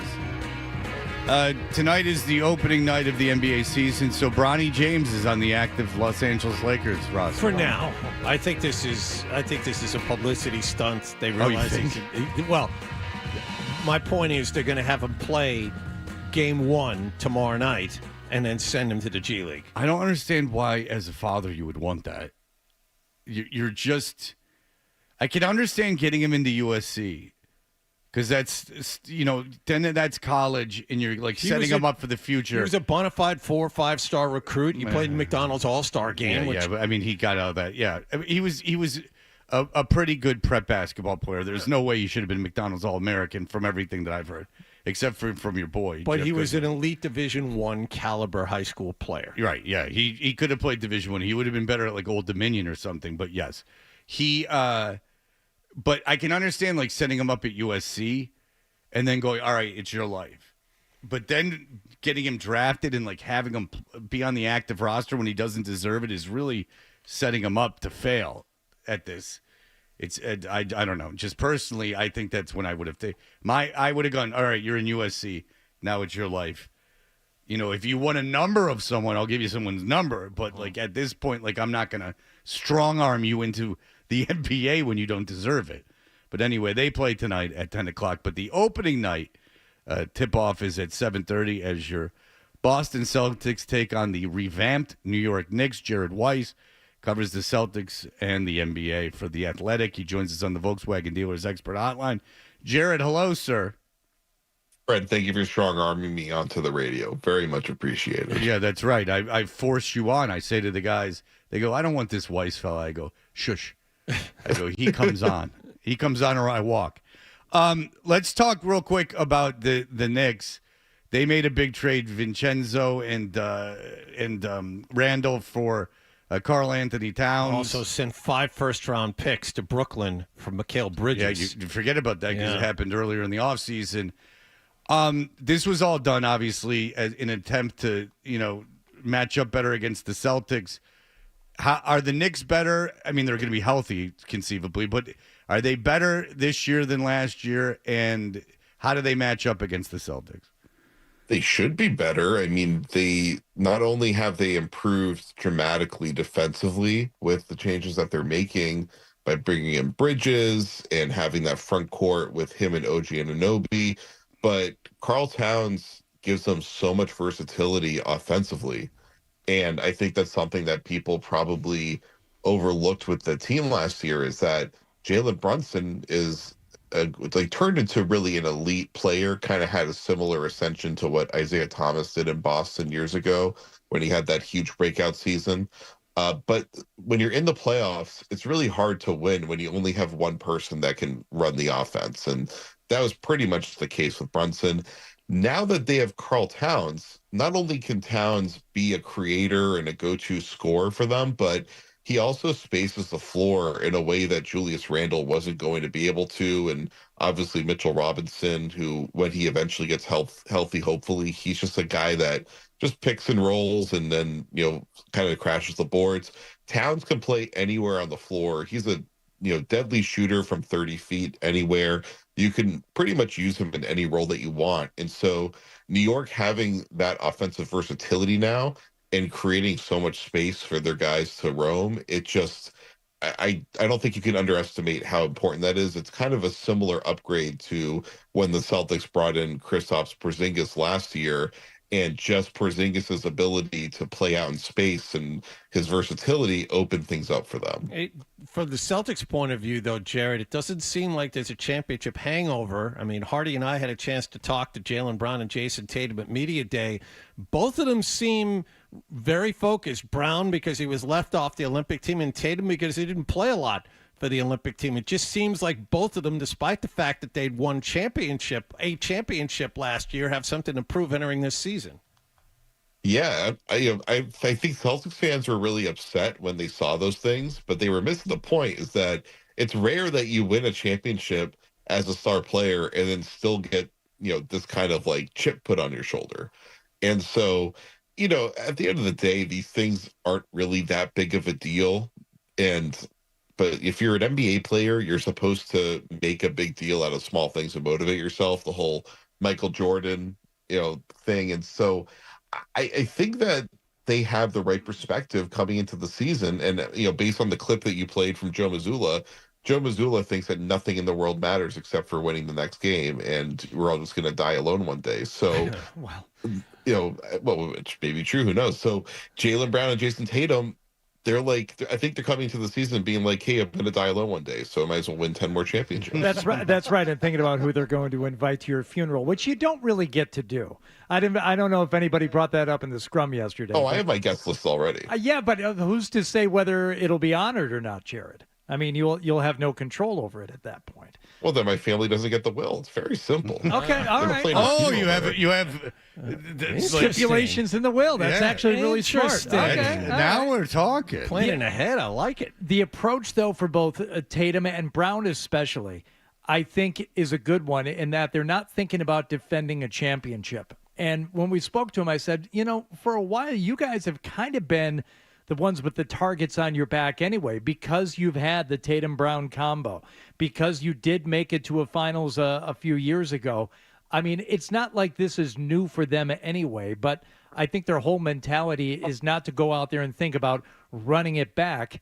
It's that game-at-a-time thing that Mazzulla instills, and I think for them it's gonna have to be that way because, like every other team, their lineup is going to change, presumably when Porzingis comes back. So this one game at a time thing, not thinking about defending the championship because that puts you on the defensive. No, they're going to go out there. They're going to play offensively minded, not literally, but they're also going to go out there and try and win each game and do it in a way that will be dictated by who's available to them. You're making a really good point there is that because they're starting the season without Porzingis, and it's not one of those things where it's like, oh, maybe KP will be back in a week or two. No, he's out for months. He's going to miss like somewhere close to half the season. So they know that they're not the same team running it back, even if they are. Adam, that's all going off over the air. What? What just happened? I just heard a couple of technical things. Yeah, it was. I heard a couple of bleeps and bloops. I just muted everything. That's not our guest, so we should be all set. I thought it was like a computer down here, like an actual hardware speaker computer. Interesting. Okay. You were saying, Jared. Sounded like music, but okay. Sorry, I was getting attacked by RoboCop. So I can't hear what's going on, but that's you. So that's your phone. It is my phone. My bad. Great job, Fred. So no Porzingis. Sorry, Adam. No Porzingis means that they aren't quite the same team, and so they have that uphill battle to start. And it's a real one because of the way their depth is set up, where like Al Horford can't play back to back, so they have to really, really tap into their center depth. There's going to be some tough nights there. So because of that. And because, Joe Mazzulla isn't inventing the one game at a time thing, the next man up mentality. That's something that every team always says, but he goes about his messaging in an incredibly unique way. And I think it certainly sticks. And so the Celtics team isn't just coming out with their chest out, being like, we're the champs, because they know that it's not quite the same team yet because of their injuries. And also, last year, they did have the target on their back. They had the red dot between their eyes. Yep. Everybody saw the entire year how incredible they were. They were miles ahead of the rest of the NBA. And so they had that championship glow to them most of the season, even if they weren't the defending champs. And it is a little bit different now, especially for Jaylen Brown. I think it's a little bit different. but it's effectively pretty similar to what last year's situation was. And just real quickly, I don't think the feeling you just said it, Jared, that the way they were looked upon last year. I think once you get into the season, you start playing games, I don't think they're going to sense anything different about how they're viewed or how their opponents take them out, because it's going to be very, very similar to how it was last year. Go ahead, Sean. I just wanted to ask your opinion about the couple of things that are looming over this team as we start the season. New ownership, 1, immense luxury tax penalties, 2. Could this be the last ride with this group, regardless of how the contracts are structured? It's possible. I think that you're going to see them try to make moves around the edges. Like, they have a few players at the back of the bench.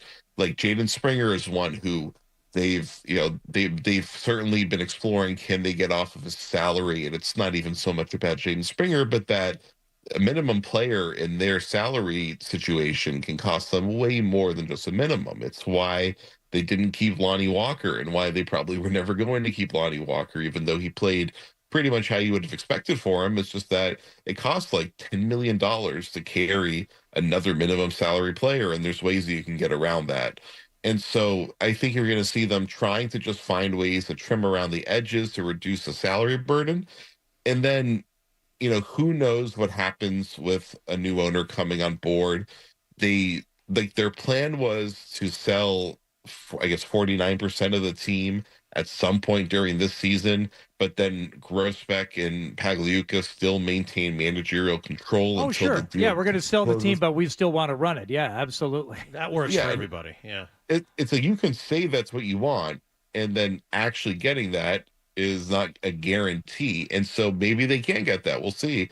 Are they willing to sell the team for a decent chunk less to be able to maintain that plan?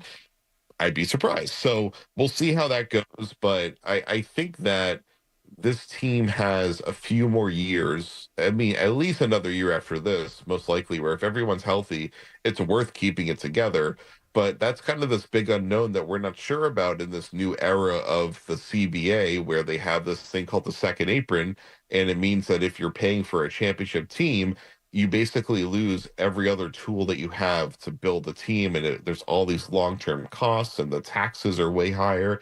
So they basically have designed the system that you only can keep these teams together for 2 or 3 years before you're really kind of paying a price long-term for it. All right. Well, listen, Jared Weiss, it's exciting times as they unveiled the banner tonight at the Garden, and it's a very hot ticket. Jared, we look forward to talking to you throughout the season. Thank you so much for the time, sir. Thank you, fellas. All right, Thanks, we Jared. appreciate it. There's Jared Weiss. We'll be right back here at the headlines. Sports Hub headlines. Celtics will raise that 18th championship banner at TD Garden tonight, and then they'll play their regular season opener against the Knicks. Grandy and Max back for another season. Our coverage begins at 7 with the pregame show.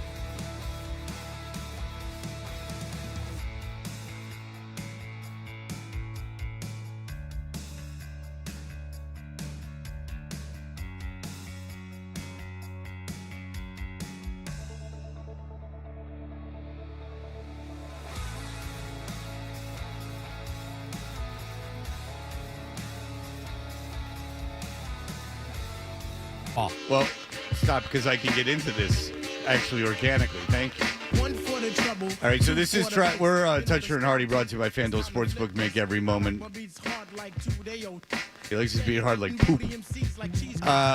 Listen, we are brought to you by FanDuel Sportsbook. Make every moment more with FanDuel. So, Tribe Called Quest introduced into the Rock and Roll Hall of Fame on Saturday. I guess it was 5.5 hours.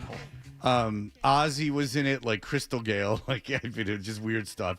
Foreigner, I think. Yeah. And so, at 5.5 hours, Eddie Trunk, if you're a fan of Eddie Trunk, he just was on tour in Japan with Sammy Hagar, no big whoop. But he does a satellite radio show for 2 hours from 3 to 5, and it just is satellite radio throwing their hands in the air and saying, okay, just whatever you guys want. He doesn't cost a lot. His producer went through the thing last night, but you just played Tribe Called Quest. He said a tribal quest is what the producer called it, and he said it was a work day, and I didn't have time to look at that stuff. I only concentrated on the rock, which was great. Eddie, as you know, Adam, and John, everyone knows, and as the audience know, Eddie, as Hardy, what did you say? He doesn't what? Suffer? He doesn't suffer fools. He does not. So Eddie is not a fan of the Rock and Roll Hall of Fame. He thinks it's a fraud.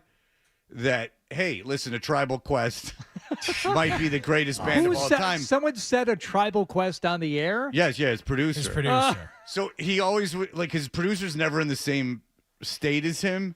No. So, like Eddie will go, like, hey, like, say his name's Brandon. Hey, Brandon, what did you think? And he goes,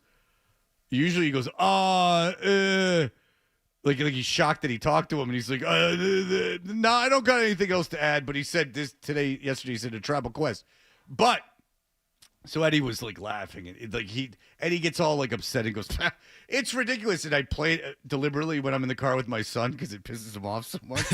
So, which is not my personality. But a guy called into Eddie Trunk, if you want to know his audience, and I don't mean to advertise other formats and to encourage advertisers to advertise with someone else.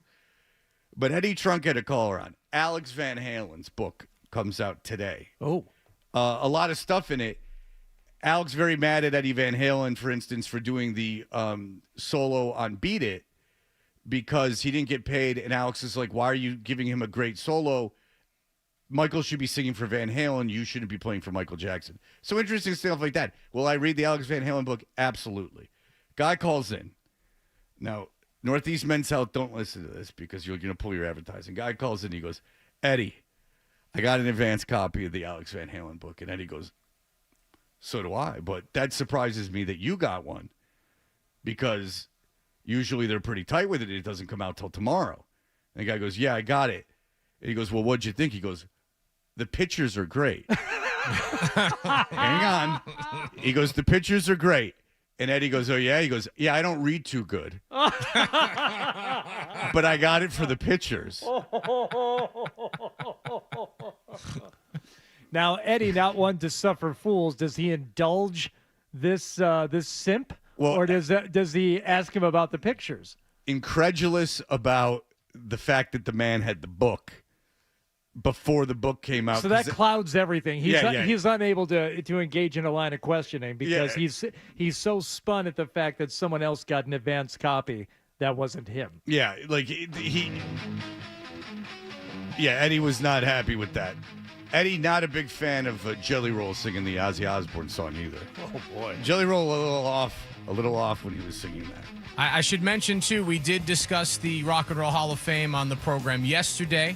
And you can find that discussion at 985thesportshub.com, including a couple of picks that Fred and Hardy made of artists that they like that are in the Hall of Fame and artists that they think belong in the Hall of Fame but aren't there yet.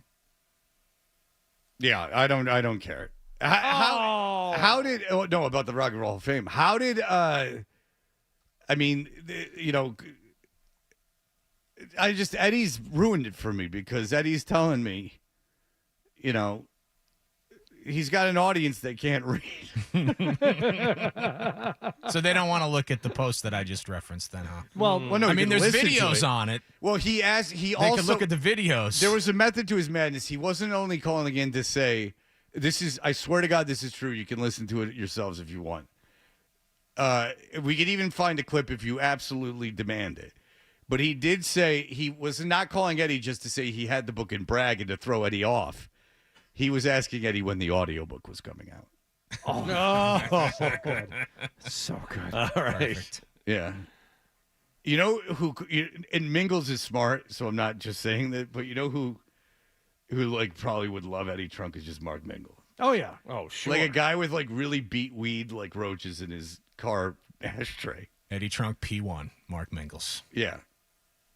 I'll tell you, if my son's, not my daughter, she doesn't pay attention, but if my son's in the car, I will put that on and turn it up. And it'll be like, what's he laughing at? And I'm like, the way that Sammy was treated in Alex's book. Of course. What he's upset about is Richie Costin's not in the Rock and Roll Hall of Fame. Alex Van Halen. I always thought of like him and Eddie as being in lockstep and being of a similar personality, because that's how they came across in the early days when you didn't have access to anything else, and you just thought these guys, they're brothers, and they're in the band together and I think they're two very different people. Well, I guess he's super critical a little, or not super critical, but he does get into like Eddie's, because Alex was a bad alcoholic too, but he quit drinking, I think when David still might have been in the band, or right after Sam. So like mid-late 80s, he quit drinking, but Eddie never did. And I guess Eddie was like losing his mind. Well, he pulled an automatic weapon on Fred Durst at his house. Sure. I mean, there is stuff that he did that was a little peculiar. But I did read as I am a miniature Eddie Trunk, and I am punching up here, I did read the old manager of Van Halen's book, and he was no fan of Alex Van Halen. Alex Van Halen apparently a big a jerk. Big fan of Michael Anthony, though. No one has a bad word about Everybody Michael Anthony. loves Michael Everyone Anthony. loves Michael And Anthony. everyone loves Chad Smith, because apparently Chad Smith played drums the entire Rock and Roll Hall of Fame. He played drums for everybody, apparently. I told you that I get down these wormholes of drummers, and they have to play along to a song that they've never heard before. I saw it, yep. And the Chad Smith one is so freaking good. And most of the time, these drummers will sit there and listen to a drumless track for like 3 minutes. They'll listen to the whole song and then try and figure out, is this like in a swing groove? Is this, okay, it's 4/4 They'll chart it. They'll take notes. multiple takes. Yeah. 20 seconds in, Chad Smith starts playing along, and I would argue it's better than the original track. Do you know what song? I didn't see the Chad Smith one, but I saw this girl. It was this woman from the Mars Volta. No, maybe. And she just did it right away. Like, she's like, she was from some punk band. Oh, okay. And she goes in there. She looked cool playing, too, because she's like going wild. And the guy plays her the song, and she's like, okay. And he goes, well, do you want to do it? You want to hear it again? And she goes, nah. And then he goes, okay, you sure? And she goes, yeah. She like nails. Oh, she does Rage Against the Machine, Killing in the Name of, which has stops and stuff. She listens to it one time. She kills it. And then he goes, do you want to do it again? And she's like, no, that just take it or leave it. That's what it is. Yeah. And she like kills it. I was very impressed with her. All right. Andrew Callahan should be here, unless he's pulling a Burt Breer. He's there. No, he never misses. All right, Callahan. He'll be here. Callahan, you better come correct today, buddy. All right. Andrew Callahan from the Herald's going to be here for the next hour.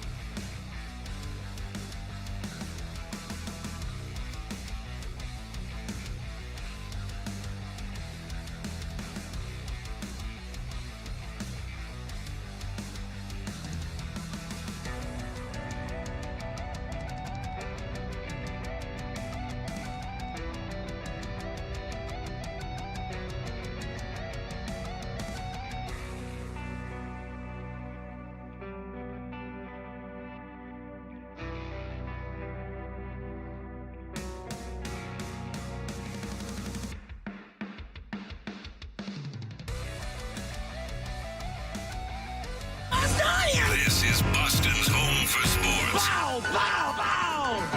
98.5, the Sports Hub. Half toucher. Dressed like a gorilla. Half Hardy. A big, beautiful ball of flame. And a whole lot of Boston sports. And I have had many offers to become an insider.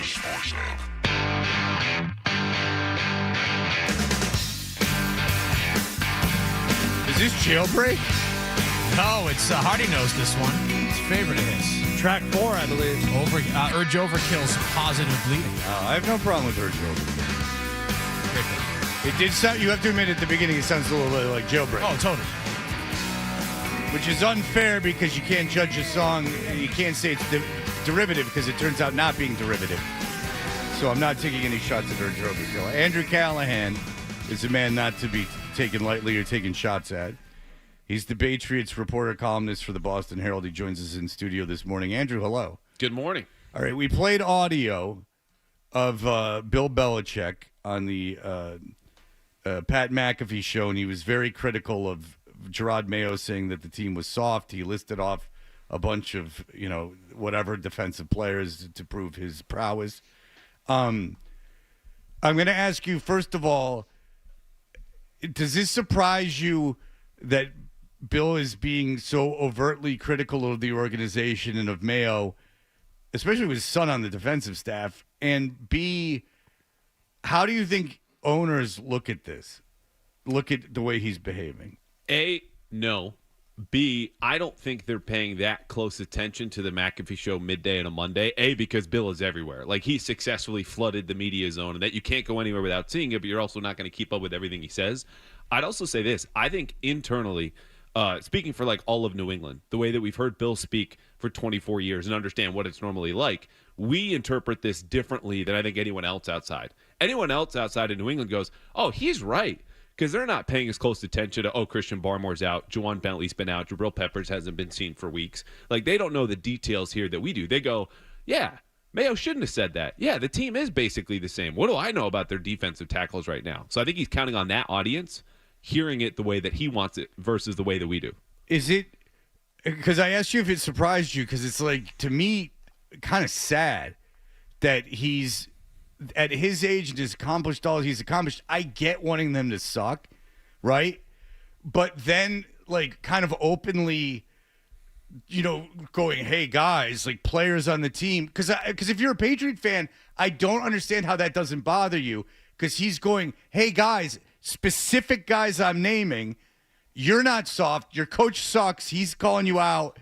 Like, look at this. I mean, that's what he's trying to – I mean, that's – you could take it to that's what he's trying to do. Well, I think what he's doing is doing this in the most positive way, right? I feel bad for the players. They're not soft. He didn't say Gerard soft. No, because he drafted them. Right. He said that, but Mayo said they're soft. And he's going, you're not. That's nonsense. Don't listen to that guy. That's what he's saying. But he's doing it in a way that, again, if you listen, he's not calling Gerard out. He's offering his support to the players. Like, he's doing this strategically. Like No, he is doing it strategically. Yes. That's why I ask you. Like, it's kind of sad. And you would think that if you're another owner, my point is this, is that he's obviously, Andrew, we've discussed this and everyone seems to agree. I think you agree. He's doing this in an effort to get another job. Don't you think? 100%. Right. And I don't think it's the right way to go about it, because if I'm an owner, I should know that what he's doing, and I should be savvy enough to know what he's doing, and that it's not correct that you pick these guys and you're cherry picking guys, and even the guys you're cherry picking aren't great. Like Tavai, like, okay, like, wow, congratulations, you had. I will say Jelani Tavai was much better last year. Like, he was a clear, inarguable above average linebacker with Belichick. Fair enough, but he's not naming the Legion of Boom defense or the Ravens Ray Lewis defense, like with Ed Reed, he's just, you know what I'm saying? He's naming guys, and he's a better defensive coach. There's no question about it. Yeah. He's probably the best defensive coach who's ever lived. People say he's the best coach ever. Of course, this coaching staff's not going to get as much out of the defense, of course. But if I'm an owner, I'm thinking, if this guy's taking shots at the Patriots like this, if I hire him and fire him because he's old and his record sucked the last few years he coached, this guy's going to firebomb me too. That would bother me. I don't know. I don't see it that way because I think from an owner standpoint, if you stink for my football team and I fire you, what do I care what you say after the fact to me? You lost more games for me. The fans are going to be on my side. I'm not going anywhere, not to mention a very cushy billionaire. I think what Bill's doing here is also trying to separate himself from the blame, which is fair. Like, I want to say categorically, the Patriots allowing 167 rushing yards per game since week 2 is on Gerard Mayo. Because a week before week 2, he's saying, we will always have a good run defense. Here, so long as I'm here, we'll always have a good run defense. It's on Gerard Mayo. What Bill is saying is, okay, I might have left him with a bad roster. I didn't leave him with a soft roster. That's what those comments, I think, mostly are saying. In addition to, yes, sprinkling a little salt in the wound that is the New England Patriots. So I think this is like another case of Bill doing some revisionist history, and you talk about like current owners, how they would look at it. I think you're right. You know, current owners are more concerned about the next game or the next season. Revisionist history is something that's generally practiced by people who don't have a lot going on in the present or the future. So that's what they can do. They can go back and they can talk about things and, how they would have been and how things were better and blah, blah, blah. I think for our purposes here today, it's important to look at whether or not Mayo was being maybe in this one case talking about how they were after that game. Is this team soft?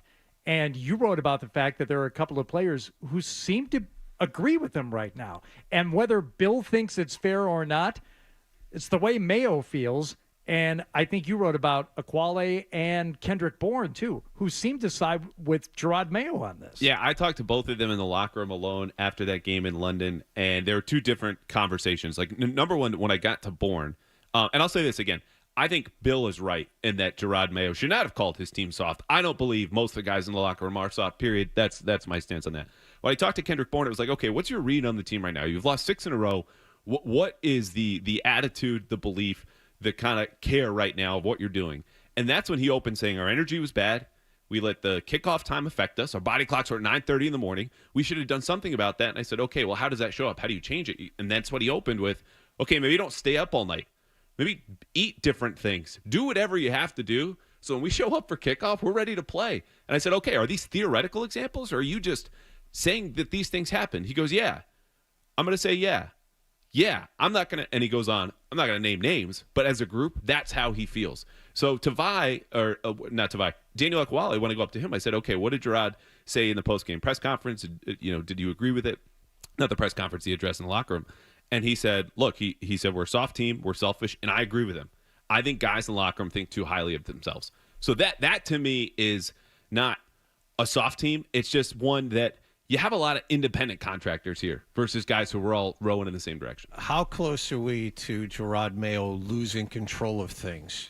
It sounds to me like as the weeks go on and the losses mount up or pile up, there seem to be more and more players talking like this. How close are we to Gerard Mayo losing control of things? Yeah, I don't know. I don't think it's as close as folks in the outside would sense right Sunday night after that kind of a loss on a Monday morning, even sitting here Tuesday, because they'll get back in Wednesday and all focus is on the Jets. And yeah, they're 7-point dogs at home against the Jets, which I don't think has happened since like 1967.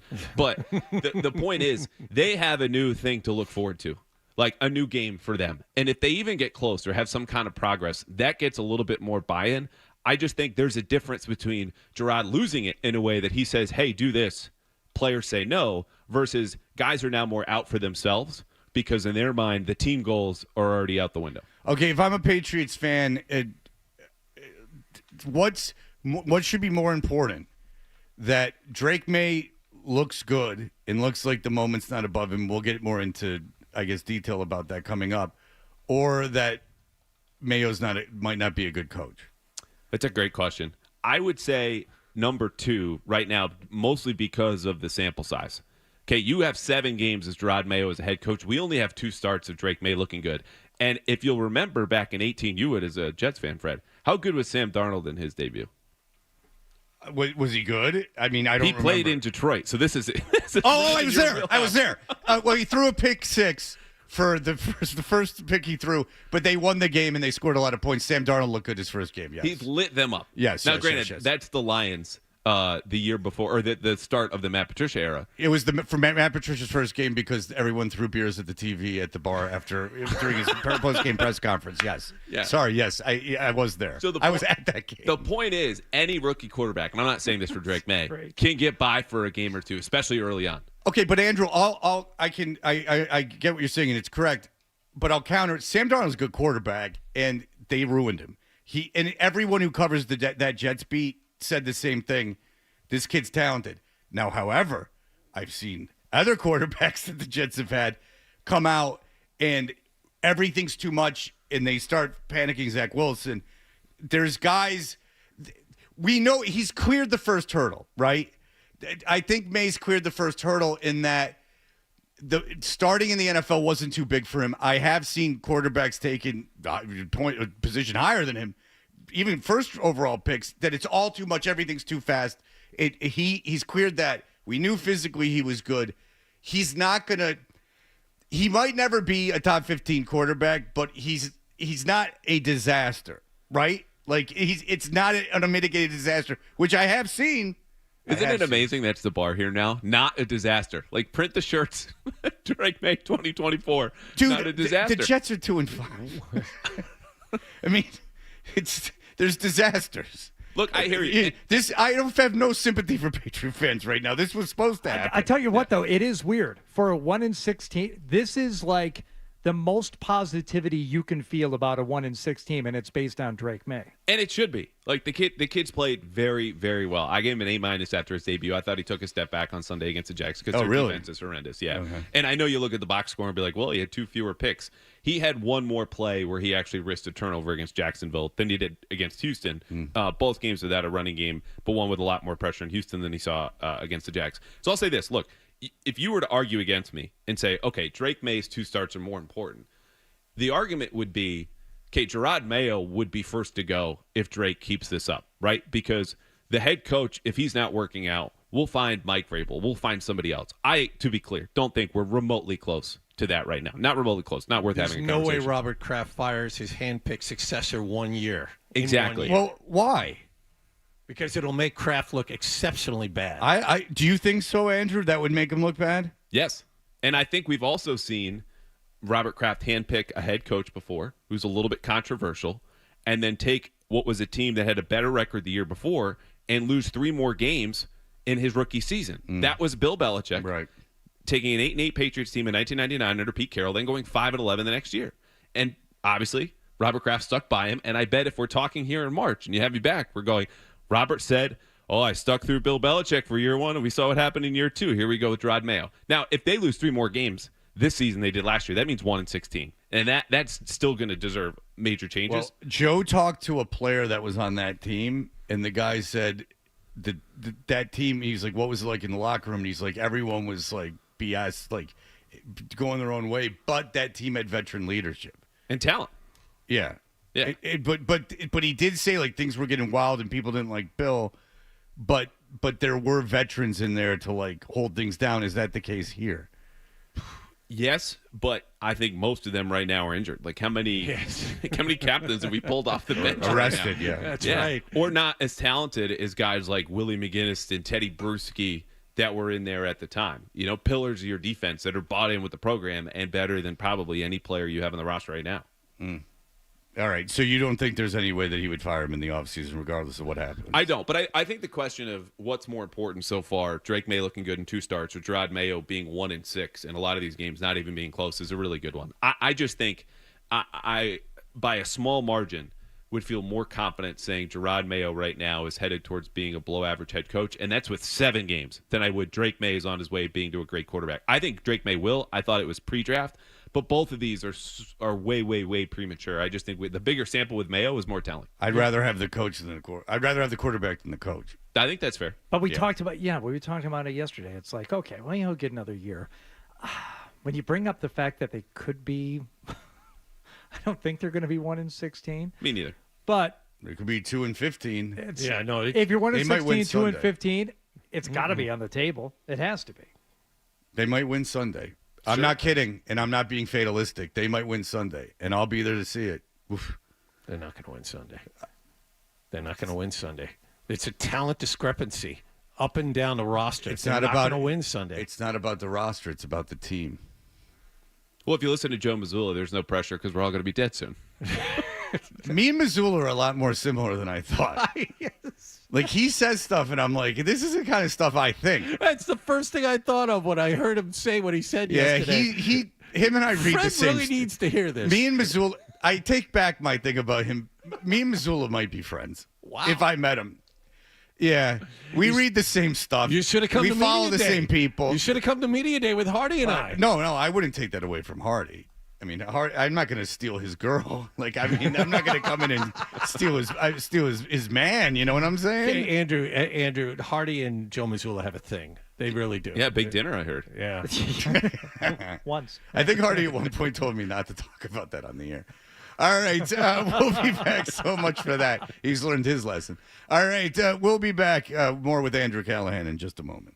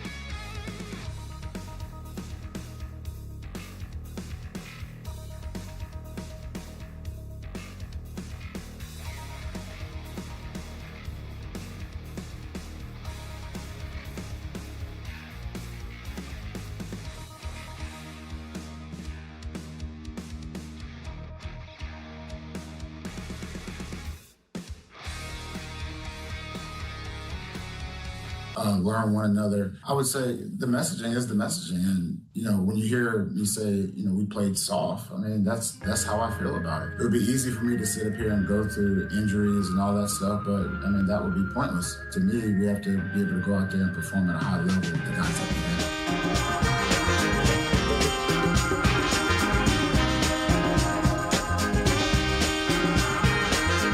Hey, we are Toucher and Hardy. Andrew Callahan, Patriots columnist, reporter for the Herald, is in studio with us. Victor, go ahead. Hey guys, I think it looks worse on Kraft if he continues to ride Mayo out. If it, I would think if you fire Mayo and get like a Vrabel, that looks better. That you realize maybe it was too early for Mayo to be a head coach.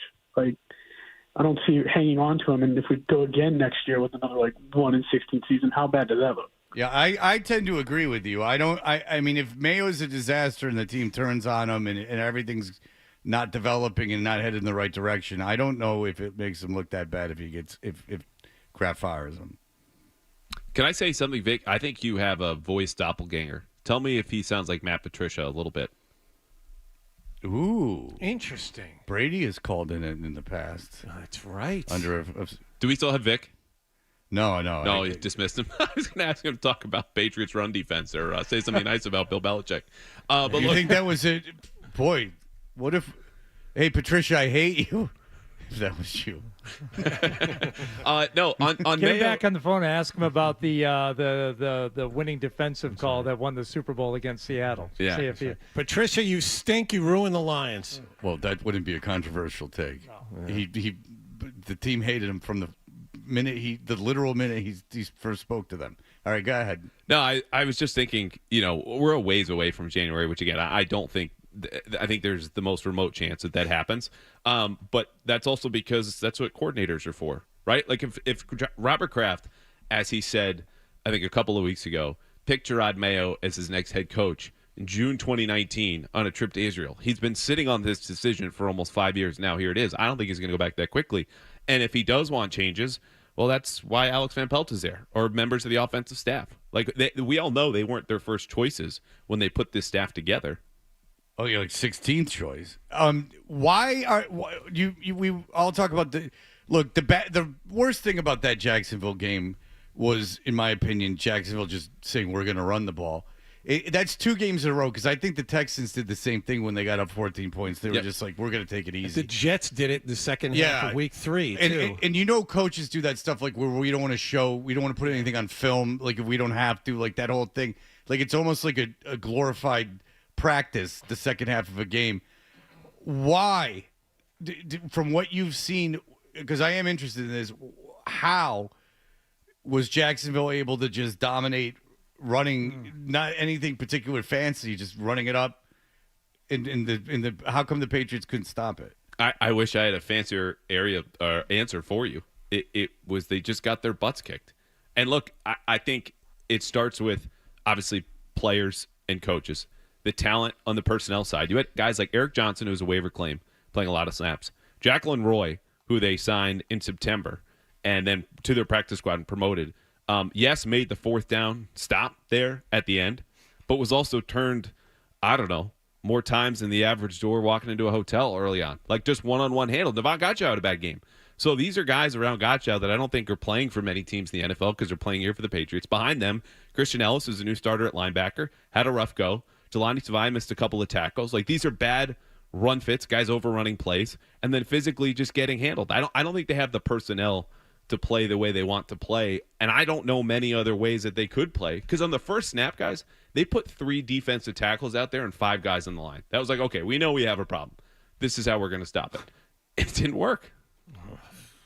So no matter what they do, even if you even if you're like, if you gave them the playbook and said we're going to run the ball, their defense just can't stop it. I think they can play harder. That was the interesting thing, right? Is the 4th down stop is a moment of desperation, and Jacqueline Roy tosses the Jaguar center to his credit. The last 3rd down Jacksonville had before they punted the ball and the Patriots got it back with like 4 minutes left, Keon White gets his only pressure of the game, and that's diving at Trevor Lawrence. Like there's something there to me that says the full energy and commitment, as Kendrick Bourne told me after the game, is not there. But the baseline is how many other teams are your defensive linemen and linebackers playing for across the league? I think it's fewer than 10 for most of them. 6'2" stack monster. They should have gone goal line defense the I entire like game. this. All right. Thank you, Tim Walls. All right, so that didn't work. He's a 4-4 guy. Something else that didn't work, the 2-point conversion try. Yeah. Oh, hotly debated topic here Monday. Oh, boy. Where do you land, Andrew Callahan? Should they have gone slipping for 2? is bad? Oh, yes. Yeah. They should have gone for 2. Mm-hmm. Okay. Why? That's two insiders side with the But team. everyone else sides with Hardy and I. That's fine. Yeah, the jabronis. Including multiple insiders. But go ahead. Not one. So the point is to win the game, right? And in order to win the game, you have to score again. Obviously, get a 2-point conversion.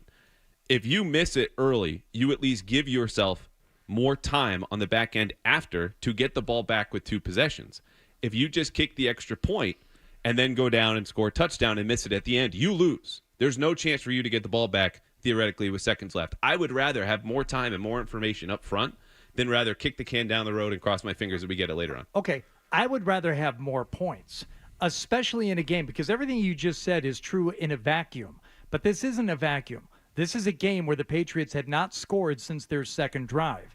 And to think that you are going to get the ball back a couple of times and score a couple times. Well, the plan isn't to. It's to make it in the first place. But I'm saying your plan B is much better if you have 4 minutes left than if you have 16 seconds. Okay.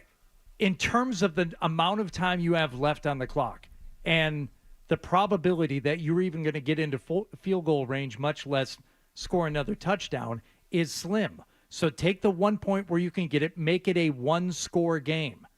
Make it a 1-score game that you know.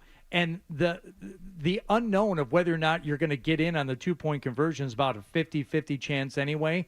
So don't play those percentages. Take your point, almost certainly take your point, and certainly make it a 1-score game. It takes a lot of the variables out, and now all you have to do is get a stop and score another touchdown, and then you worry about converting on the 2 points. Instead, yeah, but if you miss at the end, then you're done. If you missed here, you still had 4 you're minutes. Done. You are done. Let me ask you another way, You have to get the 2-point conversion either way. You missed early and you were done. Let me ask it another way. Had they not gone for it on 4th down, the Jaguars, and turned the ball over on downs, and they had just kicked the field goal, do you think the game is over? Yeah. Oh, what? The game is over because it's a 3-score game? Yeah, with that amount of time. If you miss the 2-point conversion, it's a 3-score game, and the game is over. No, it's a 2-score game. If you missed, because they were down 9 with about 4.5 minutes left. I think. Yeah, that's right. Yeah, not 3-score game. But you're still giving points away that you can ill afford to give away. Just like the Jaguars shouldn't have given away any points at that point by turning the ball over on downs. So instead of taking that gift and capitalizing on it and taking 7, that's a 10-point swing. Instead of doing that, you're like, nah, we don't need all 7 points. We're good. We're going to see how this plays out. I'd rather have the information available to me and knowing what we need and what we're going to have to do. It's nonsense. That's not the way this team is built. It's not the way they were playing in that game. More importantly, you got to have some sense of the way the game is going. And the way that game was going, they were not going to get down there and score 2 more times. Look, when you're down 9 points with only a few minutes left, it doesn't matter how you're built. You have to throw and you have to make a stop and go get another score. So what you're saying is either, okay, do I want to go for this now? And in case it doesn't work out, give myself a little bit more margin for error. Or do I just want to wait and feel good and then go to the sideline being like, hey, fellas, we're only down 8, but we still have to do this. And then if we miss in the back end, then we're done. There's a little bit more chance to get that 2-point conversion or get the other touchdown if you do it early. Even if you're down 9, that's enough for a 3-and-out, a score, and then another 3-and-out, or if you want to go onside kick. Andrew. But if you miss it at the end, it's over. That's what I'm saying. I'd rather have more time and more margin for error. If this was a normal team with a normal offense and a normal defense, you can make those arguments, but you're sitting there's 7 minutes left, and you have to make this decision. Did you think the Patriots are going to get the ball twice in the final 7 minutes? It doesn't matter what I think. What they have to do is score twice, get in the end zone twice, and get a 2-point conversion. Okay? Regardless of what anything looks like. That's the goal. The way they're going to do that is have to throw the ball. So I would rather do what I need to as soon as possible Guys, did you do your chores last second? Did you hand in your homework last second? Because that's exactly what this would be doing if you're the Patriots. That's absolutely that explains everything that's going on. You weren't that goody two-shoes that passed things in. No, like I 3 days handed ahead of them in time. late. Really? But I learned my lesson. On. Do you believe in momentum at all? No. Well, all right, then we can't have this conversation. We can't have this conversation because you're looking at it No. completely analytically. I think with no sense of the game, which I don't believe. I don't believe that about you. I think you still watch and enjoy the game of football and believe that momentum is a thing. I think momentum is something that we all believe in. What I would define momentum as is an emotional response to evolving win probability. But if you're a football team that believes, hey, in the end, we're going to win this, that changing win probability doesn't affect me emotionally. If I'm mentally tough enough to say, okay, yeah, that stunk that they scored, great, but I'm going to stay even keel, or when we score a touchdown, I'm not going to celebrate like we won the game because we need to keep playing, and I don't ride that emotional roller coaster, I don't feel the effect of that momentum. Andrew, I mean, you hit the nail on the head. These two guys are just going to keep fighting you, even though you're the expert. No, he's wrong, and you're wrong. Well, John, that's how I see it. You're definitely wrong. You know what? John's also this big anti-vax guy and everything. He doesn't believe anything. Did you hand your homework in at the last minute? Andrew, we're in the same club. Like I said, Andrew, I just learned my lesson. Phil, and I just stand on a mountain of intelligence. You have to do knowledge. It at some point. Yes, I'd rather do it. I agree. Early. If you need the 2-point conversion, you need the 2-point conversion. Go for 2. Yeah, and it's not. I don't think they just did it on a whim either. I mean, it's got to have been someone saying this is probability and everything else. I mean, they all can't be coaching the lines. Ben, go ahead. Hey, boys, let's go. No, I'm just kidding. Let's go, everyone. Let's go. So my question is that, we got 2 minutes left to go in the game. You're down 9 points. You're on your own 10-yard line. It's 4th and 23. Why are you forcing that, having Drake May throw a 40-yard pass into 5 defenders? You should have just punted and, tuck your tail between your legs and go home at that point. I feel like they forced it to have Drake May have some reps in garbage time, and frankly, it gave him another 60 passing yards. So I just don't see the point in pushing that. You're on your own 10, and your defense sucks anyways at that point. So why even bother? Because you're playing football. I think punting there would have been soft. We talk about soft this week in the players in the locker room. I get that your win probability to go back to that is 0.01%. But you got to chase that so long as you're on the field. That's what it is. I mean, I get the concern of why is Drake May in these kind of games. Being down 9 is very different than 19. Jim Louth, I'm sick of the point is to win the game argument. Doesn't that mean they wouldn't have kicked the extra point the second time either? Go for 2 again to try and win the game? No chance they would have done that. Well, Jim is so passionate about this. Is actually pretty funny. And he also says, Hardy, you were right, 3-score game. They already scored the first touchdown and would have had to score 2 more times. All right, Cooper, go ahead. Hey, Andrew, I normally agree with a lot of the stuff you say, but this is like the stupidest conversation I've ever heard. If they missed the 2-point conversion early, then the game's over. Why is there all of a sudden more time? They still are going to have to score twice. You're like, oh, well, I'd rather have more time for them to score again. There's not going to be, more time added if they, miss that 2-point conversion early. It's stupid. It makes no sense. You take the point, and then now you have, a little bit of energy. This game's still close. It's a 1-score game. When you miss, now the game's over, even if you have more time. It's the stupidest thing I've ever heard. Anyways, exactly right. See? Exactly right. I'm sorry, I guess I missed it when the game's over with 4 minutes left. Well, for this team, it is. For this team, the way they are unable to stop other teams, you were going to get the ball once. The argument is I want to feel good now. I want energy now from an extra point. Which gives teams, as historically, you want a huge amount of energy. Yes. You want to keep the game within reach. You want a point, and you want it to remain a 1-score game because time is of the essence. But if we're being honest, it's really not a 1-score game. You have to get into the end zone twice when you include that 2-point conversion. And this is not to make a semantics argument. It's to drive. Say, I have to make a 2-point conversion in order to stay in this game. If I miss and there's 16 seconds left, it's game over. The win probability might only be up 1 or 2%. That matters to me. If you want to go to the argument, the way the team is built, I need every edge that I can get. Having a better plan B is some of that edge. You do it early. Listen, it doesn't have to stop here. You kids have at it. the whole commercial break, but we do have to break and come back because Andrew has come equipped, as always, with his segment, Two Truths and a Lie. And Stats. 2 stats and a lie. And we will have that coming right up. Here are the headlines. Sports Hub headlines.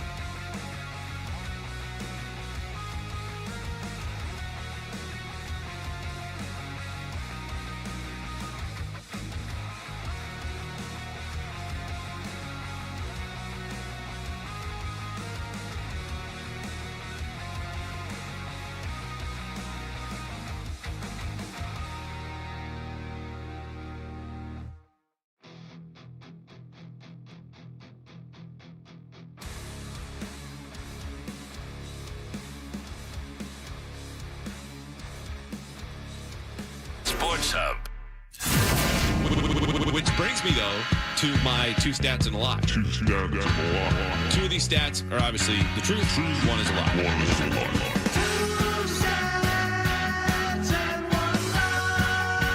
Some imaging with this would be fun.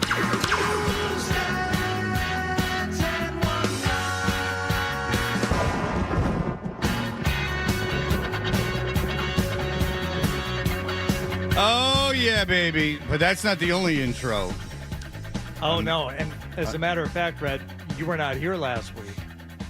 So you've missed another new intro suggested to us by a certain someone who said, make sure you know that he lives in Washington Square in Brookline. You familiar with that?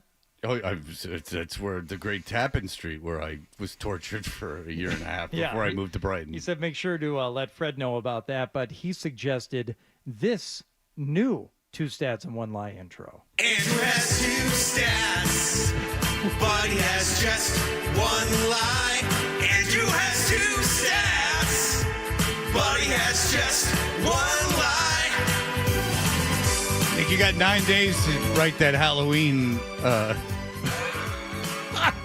that Halloween thing. He said he was working on it. I'm like, oh, do you know what the scores are going to be? Yeah, I mean, it's a headline. It has to be chock full of news. You have to do it morning up. They have to be right? Yeah. Play the other one, too. I like that, but that one's almost like makes too much sense. The other one is Nick struggling, which is always funny. Let's do this. It takes two stats from the other night. And one lie, see if you can get it right. Yeah. It takes two stats from the other night. Two tats. And one lie, see if you can get it right. Nick reached out to me one time. He's like, dude, I'm not good on the air. I said, you're perfect on the air. You're Nick. perfect. I said, you're perfect on the air. I said, don't change a thing. All right, so what happened last week with your, and by the way, Andrew's keeping season-long stats. Oh, I'm two aware stats of and that. one lie. I understand this personality type. We have them broken down for you, though. So, Fred, right now, among your colleagues, you are the only one with a winning record, 3-2. Hardy is 2-4. Wallach is 1-5. Oh, Wallach. That changes this week, though. Wallach Just got like no the sleep. Patriots, we're going on a winning streak. Wallach got no sleep last night, but you seem in a better mood today. I don't know. I just said you just seem in a better mood. Yeah, I just don't care. Maybe that's what it is. You just give it up. There's great don't care. You know what? You just hate it here. There's great value in not caring. A lot of things in I'm life. finding that out. There's the flow state, baby. You can't over-prepare. All right, here we go. Okay, here we go. Number one, after losing to the Jaguars, the Patriots have now lost to more than 80% of NFL teams since Tom Brady left. After losing to the Jaguars, the Patriots have now lost to more than 80% of other NFL teams since Tom Brady left.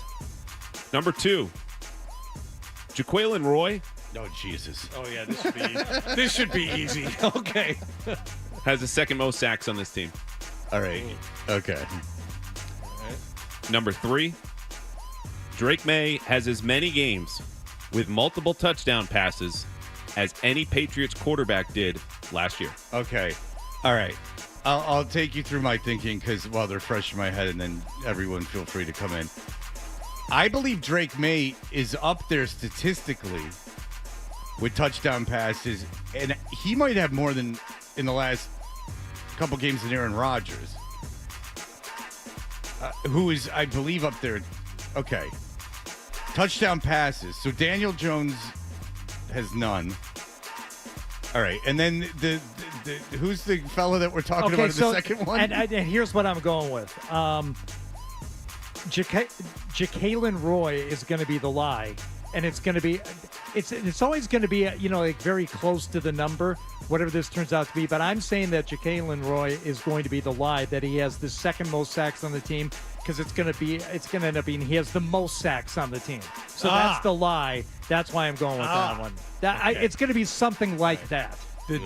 What is it? Okay. Like, there's no way that can be true. You're right, Hardy. It's not true. He actually has the most sacks. I'm Andrew Callahan. Yeah, it's like the thing. That's not bad. It's like the thing. A parent gets in an accident with their kid. The parent dies. The kid gets rushed to the hospital, and their parent goes, "I can't operate on them because they're my son. How is that possible?" And you say, "Because it's the mom. You sexist piece of garbage. I'm so glad that ended with a riddle, because where the hell is that started? There's a car crash. I knew where he was going with it, Okay. and I still didn't know. All right, go ahead. Let me repeat I think that made logical No, I didn't know sense. how you were. I don't know how the two tie together, but that's Because they're riddles. They're like riddles. Oh, all right. I think they absolutely tie together. Go ahead. Let me repeat them one more time. Please. In reverse order. Okay. So Drake May has as many games with multiple touchdown passes this season as any Patriots quarterback did last year. Stat. Number 2, Jaquelin Roy has the second most sacks on this team. Lie. Number 1, after losing to the Jaguars, the Patriots have lost to more than 80% of other NFL teams since Tom Brady left. Stat. All right. I am going to say the May thing is true. I think that's true. I think the Jaquelin Roy thing, it's such an obscure player to mention. And I understand what you're talking about where it's Andrew Callahan, so it's going to go. But I think I remember Keon White got off to a real good start early. So I'm going to say Roy is second. I'm going to say that's true. I say number 1 is the lie, the 80% figure. I think it's close to that. Because, as we all know, Andrew Callahan likes to really make things razor thin. So it's probably like 78%. But I say number 1 is the lie. Okay, so I think the 3 is true. I think 2 is whatever. I got to admit, I have no effing idea. So I'm just guessing it's true. And I'm with John. And this is almost unfair because I'm saying it's the winning thing because that seems like the one where you could pull a fast one the easiest. It's 75%, not 80%. Yeah. It's close, but not 80. So I say number 1 is we're figuring out the game. Yeah. You're figuring out nothing. Oh! Guys went 0 for 3. Oh! Andrew, you magnificent bastard. My God.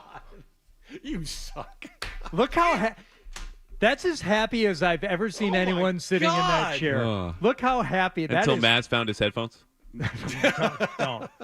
Don't bring it up. He didn't care for that. God bless you for listening to Nick this stole him. station. God bless the listeners. Supposedly sent in 3 headsets. Nick was telling me before I came on. Somebody including sent- this one, brand new. Yeah, Sennheisers. They're nice.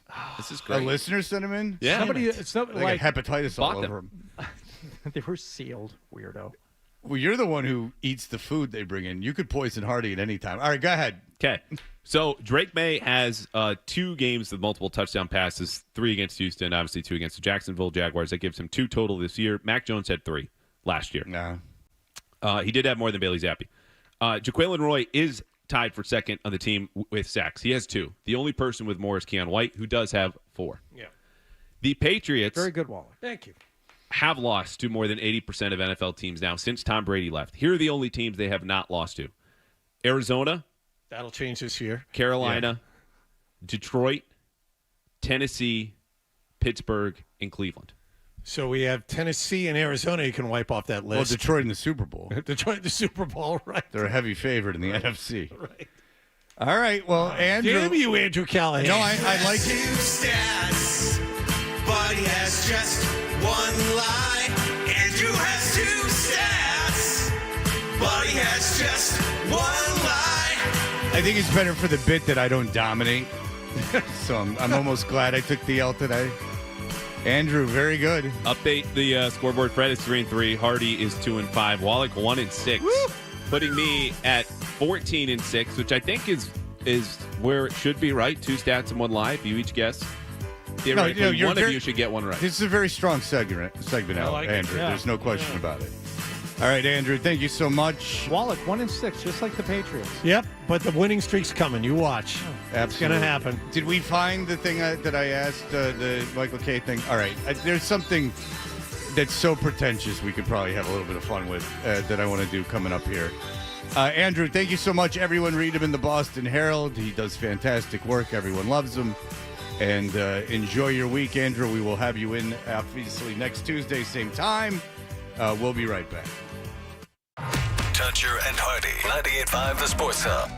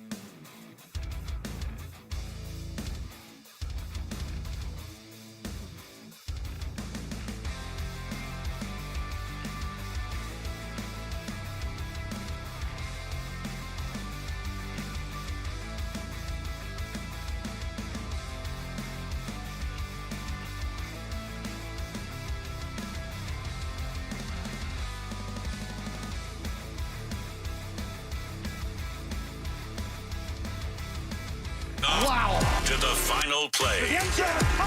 Touchdown. Your home of the pass. 98.5. The Sports Hub. Beasley Media Group Station. Sports Hub headlines. The NBA champion Boston Celtics will raise their 18th championship banner to the TD Garden Rafters tonight, and then they'll play their regular season opener against the Knicks.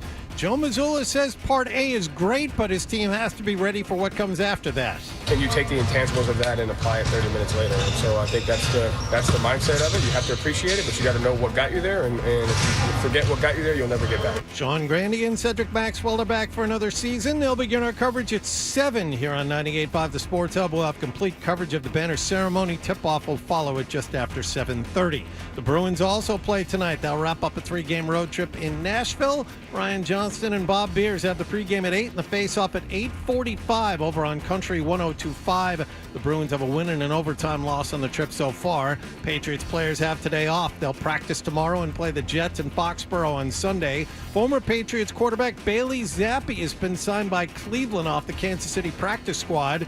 And another NFL news, 2 games last night. Baltimore got 5 touchdown passes from Lamar Jackson. They beat Tampa Bay 41-31. And old friend Chad Ryland made a 32-yard field goal with no time left to give Arizona a 17-15 win over the LA Chargers. Sports Hub headlines are brought to you by Payblocks. Need fast, secure payment solutions for your business? Payblocks has you covered just like your favorite team. Payblocks delivers every time. Score big with Payblocks, where payments are quick and easy. Visit payblocks.com. That's PAYBLOX.com today. I'm John Wallach at Boston's Home for Sports, 98.5 The Sports Hub. Your next update at 9:30. Listen to it, laugh at it, get mad at it, agree with it, argue about it. It is Boston Sports. Boston Sports. And it is all we do. 98.5 The Sports Hub. Hey, if your alarm clock sounds like this is the show for you. Toucher and Hardy, The Sports Hub.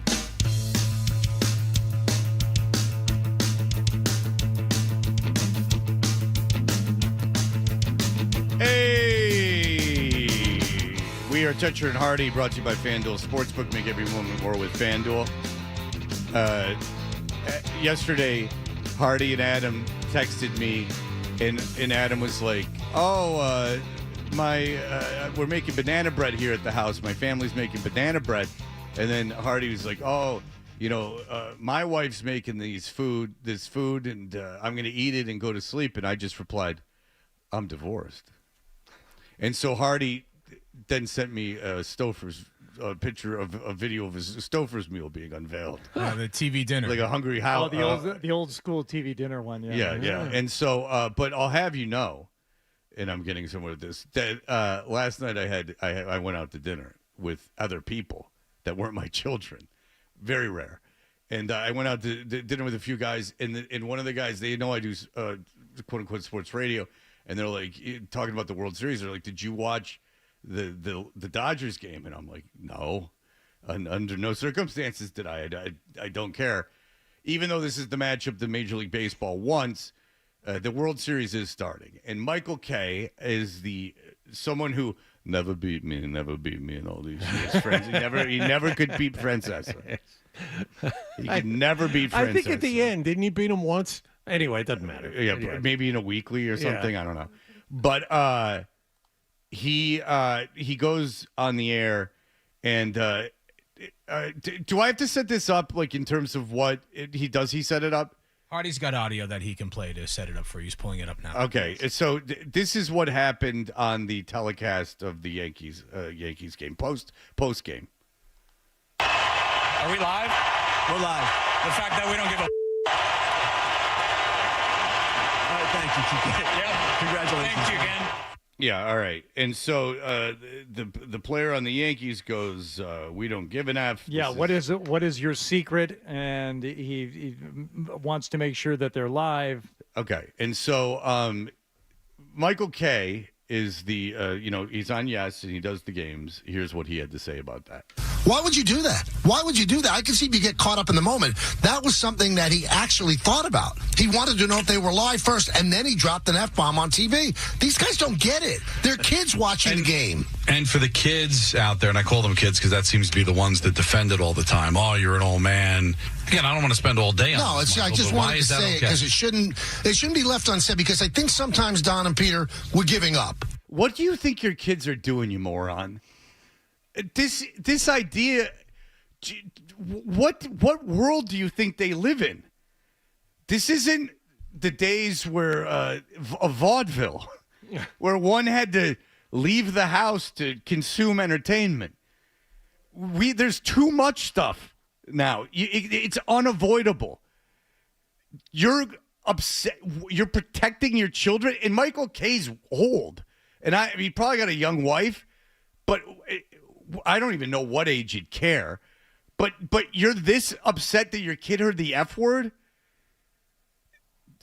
Would any of you at any point, if you were watching TV with your children at any age, have gone, oh my God, the F word. Oh, no, cover your ears. They've heard it. Live.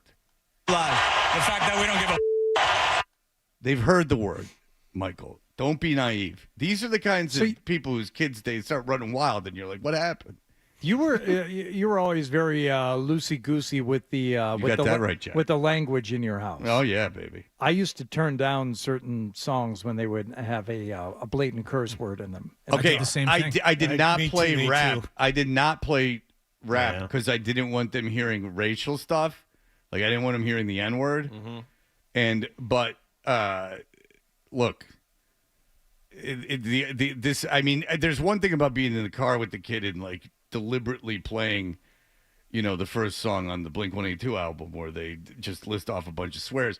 I didn't particularly want them hearing the C word, but in the list of things being thrown around, the idea, I never was under the impression that my kids were not going to know the F word, because as I told you, the first thing I ever said to my grandmother, on my maternal grandmother, was a swear word.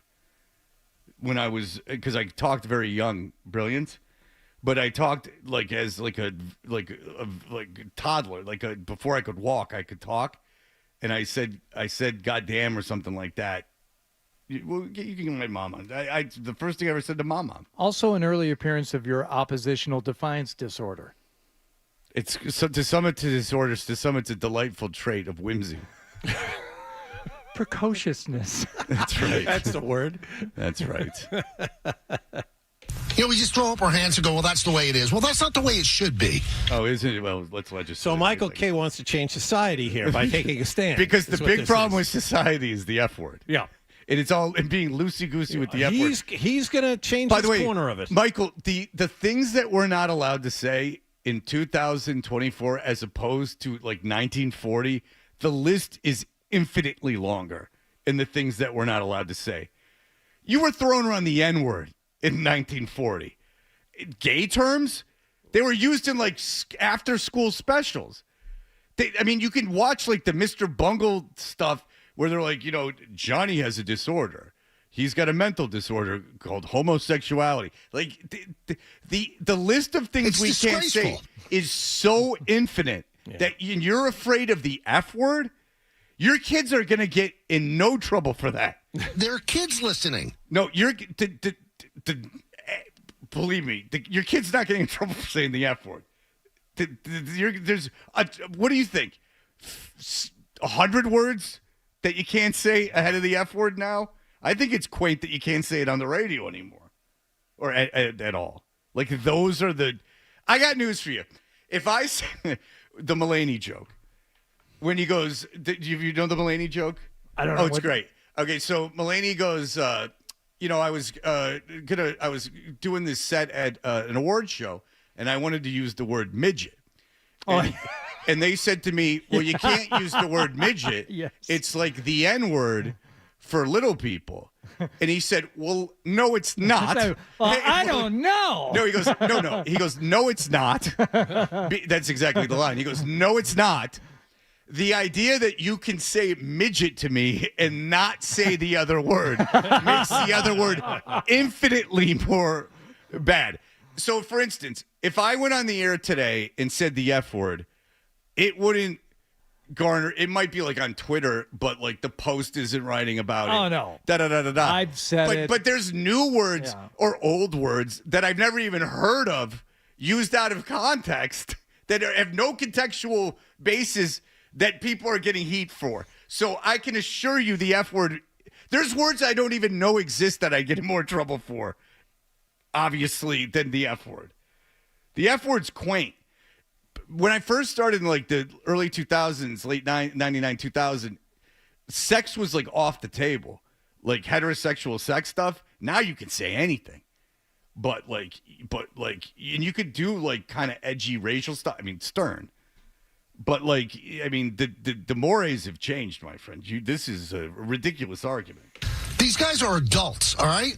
And it wasn't a heat of the moment thing. He asked if he were on live. They said, yes, we are, and then he dropped an F-bomb. It's disgraceful. Again, I didn't think like this until I had kids, and I'm watching the game with my kid. But there are kids listening. Oh, you're so precious with your kid. Oh, my God. Joe, go ahead. It's not the F word. It's the inappropriateness of the example. This is a professional player setting an example for the kids. Why is it? What example is he setting for the kids because he plays baseball? That he takes an opportunity to make a statement on the radio or the TV, and he uses it to either show off or show his emotion. Instead, it's just Joe. I feel it's would you let your kid? It's a bad. Would you let your kid watch a Republican candidates debate each other? Absolutely. Okay. You're aware of the phrases that are slung around those things? My children have to be exposed and make judgment calls. And when they say, gee, that looked ridiculous, we then have a discussion about it. Because there's R's being thrown around these. Joe, I would say the same thing because my kids weren't watching that, and I think that's probably a problem across baseball. Kids weren't watching anyway. But the other thing is, like, if I'm sitting there watching that with my 14-year-old and he saw that, my 14-year-old would probably say, that was really immature. And I'd like, yeah, the exactly. guy's he's acting like a child. Point. So it's not.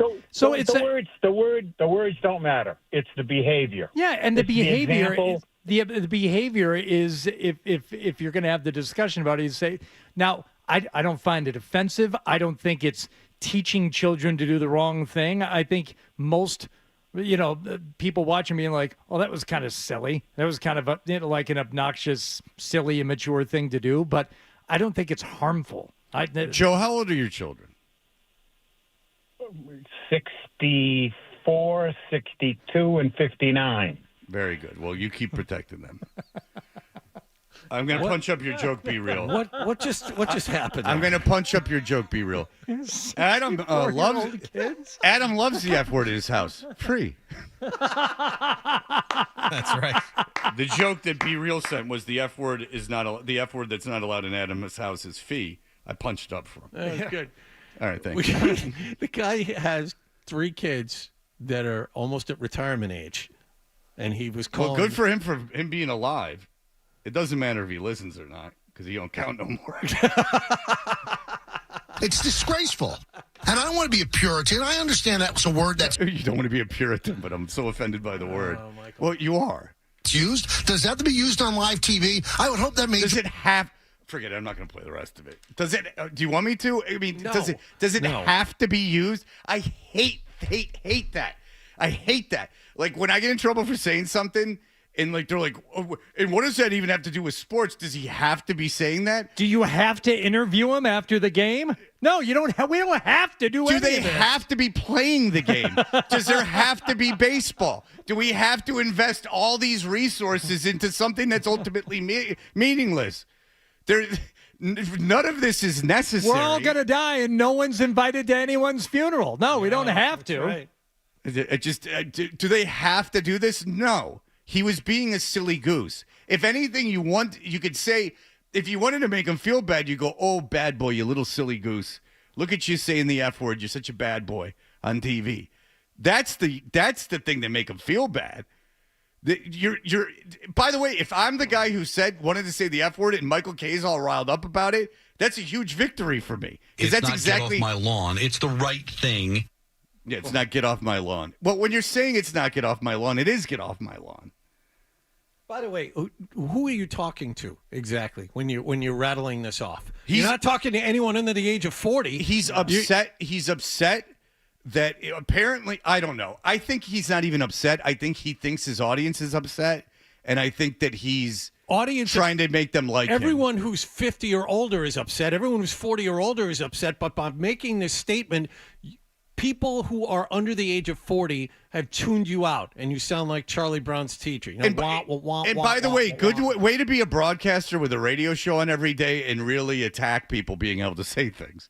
That's what you want to do too, Michael. Are you so uninteresting that you're never controversial at all? Do you never? If you're at all good at your job, Michael, not doing play-by-play, but doing your radio show, your afternoon radio show, you should be saying things on a consistent basis that half your audience doesn't like you for. That's called being interesting. If you're just placating everyone or attempting to placate everyone all the time, you're boring. That's the issue. So I also like when guys with real radio shows or real TV shows start attacking people for saying things like we're supposed to all be protecting children. Ugh. Oh, I don't know how to explain it. Say you can't say it or you're in trouble. How about that? Parent your effing kid. Say if you're so concerned about your kid saying the F word, say if I hear you say it, there's going to be hell to pay. Do that. It's disgraceful. Yeah, it's disgraceful. It's a real problem with everything in the world. That's what you need to be concerned about is the baseball players saying F you.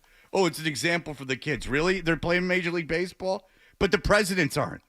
But the president of the United States is of no authority to anyone and not a role we look up to. The nobody on whose name I can't even remember on the Yankees is so much more important than the people running for president. Get out of here.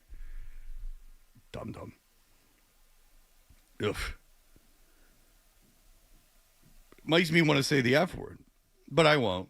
You're saying words, so like they don't mean anything. They're just words. Missoula. Thank you, Joe. That's We're all right. going to be dead soon, and it really doesn't matter anymore.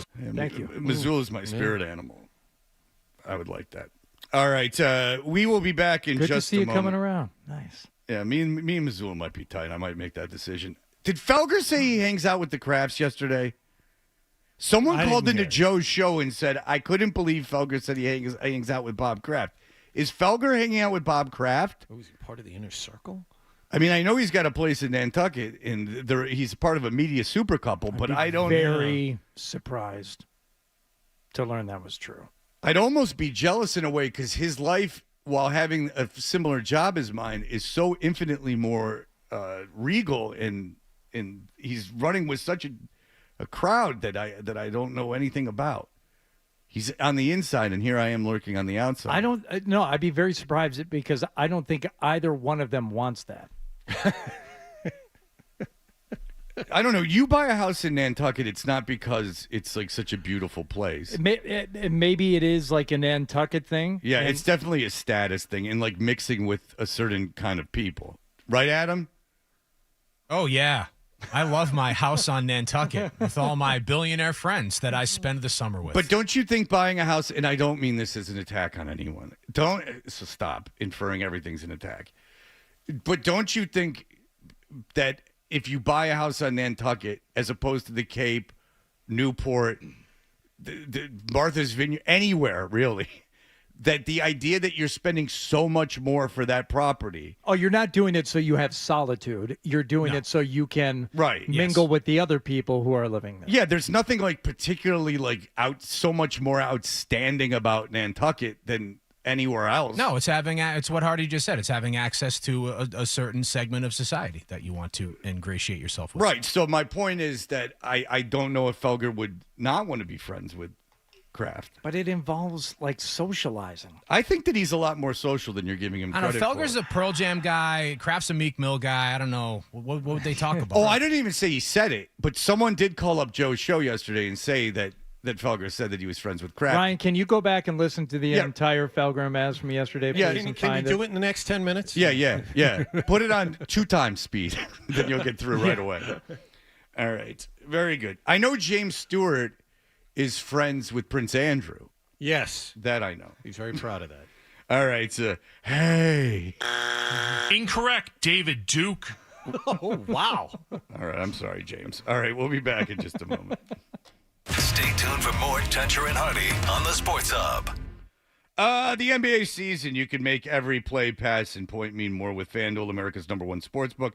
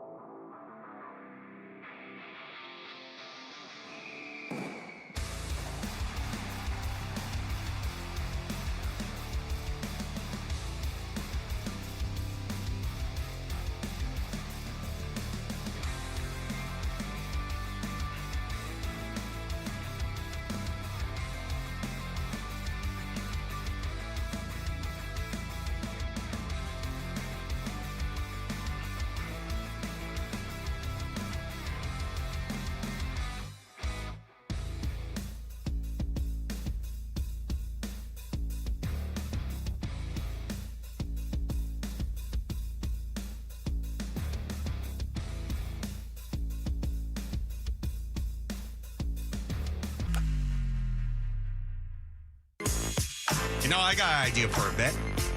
The email bit. We should do the email bit. It's a great idea.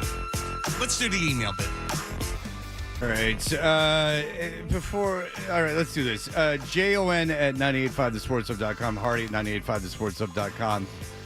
Toucher at 985thesportshub.com. You can follow us on Toucher and Hardy. And then you can follow me at Fred Toucher on Instagram. You can follow Hardy at Hardy985 on Instagram. The more followers we get, the money just rolls in. Bob from the other station came up to me and he's like, when you made fun of Rich, it was because Scott called it and made me do it. There was it's on Boston Radio Watch, and then I see Chris Curtis says that the I'm good. I don't want to do it, but Hillman's ratings are the best they've ever done. We beat them, and if he's talking about the last weekly, we beat them by 10 points, over 10 points. The world's crumbling around me. Disingenuous. I don't know if me on the morning shows ever had a higher rating than we did last weekly. If we're going to break down weeklies like morons. I don't know if I've ever had one in any incarnation of this show. Have you ever taken a victory lap on a weekly? No, but and I don't know even why I'm addressing it. And I don't even dislike Chris anymore. I just don't get it. That maybe your rating's the highest, but it's very disingenuous. Like, we legit beat them by over 10 points. The ratings of this show are 10 points higher than they were at the end of the last show. I mean, they are. I don't know why anyone would care, but it bothers me because I'm weak-minded. Is why. I shouldn't care. It's my ego, and I shouldn't indulge it. Wallach just described himself as, when you left the room, as he's very what did you say? Hardy walked in, and I looked at the clock, and I'm like, all of a sudden I got tired all over again. And he said, I said to him, I'm weak mentally, Hardy, today. Yeah. I'm weak mentally. 70 minutes of sleep last night for Wallach. Yep. 7-0. That's all he got. You never thought about banging out? No, never. Oh, good for Nope. Look at that. That's why we respect John. I'm a Wall. gamer. All right, Fred. this got sent to Hardy and I. This is clearing up some of the Felger controversy. Felger was seen with Portnoy. Felger was seen hanging out with Portnoy at the Eras Tour in Miami. That's the billionaire he was seen with, not Kraft. Okay. Okay. That makes a lot more sense. Yes. You know what I'm saying? Yes. Here's one from Mark. Andrew said Felger is afraid of making fun of the Krafts. He's not afraid of making fun of the Krafts. That's not true. No, I don't think that's true either. Go ahead. Hardy, been thinking about this for a minute. I'm going to say you have not turned your heat on yet. Impressive. Fred has not turned the heat on. Bachelor life. 12 is not, but he has cleaned out the wood-burning stoves. And for the Birdman, I will say he has because his wife made him. So let's see if he got any of these right. Fred? The question is if I turned on the heat? Have you had your furnace on yet this year? Yes, absolutely. Okay. It's been very cold. So incorrect on that one. Wallach? Yes, the heat is on in the house, but I am the one who gets cold between the two of us, so I was the one who turned it on. Yeah, they call him Glenn Fry. Yes, the heat is on. 12? Believe it or not, yes. Do you have central air? Oh, of course. Do you have air conditioning? Yeah, 4 of them. They're in my basement right now. I took them out of the windows 2 weeks ago. Yeah, but you don't have. That's not central air. That's being sarcastic. He's being Fred. Of course I sarcastic. don't have central air. You don't have central air, No, do you? of course I don't. But you do have wall units. Yes. Or window units. Yes, window units. You don't just go fan. No. That's not very environmentally responsible of you, Adam. Well, I've got children, and that's the reason the heat went on. So, yes, your Hardy. children. One my of your heat went children's an adult. Yes. The other one was the one grousing about it being too cold a couple weeks ago. He's got 435 air conditioning in that Subaru, rolls down all 4 windows and goes 35 miles an hour. Yeah. Fuel efficient, baby. If you're just joining us, Adam is rolling Subaru 200,000 miles. Yeah, that's right. And he bought it 1,000 miles ago. Mark, you're about to go 0 for 4. I have also turned the heat on. Whoa! So everybody's furnace has been on. It is. Is there a stigma about that? Yeah, it's the longer you go, the tougher you are. We could have gone without it, but the dog sleeps downstairs, and it gets cold downstairs.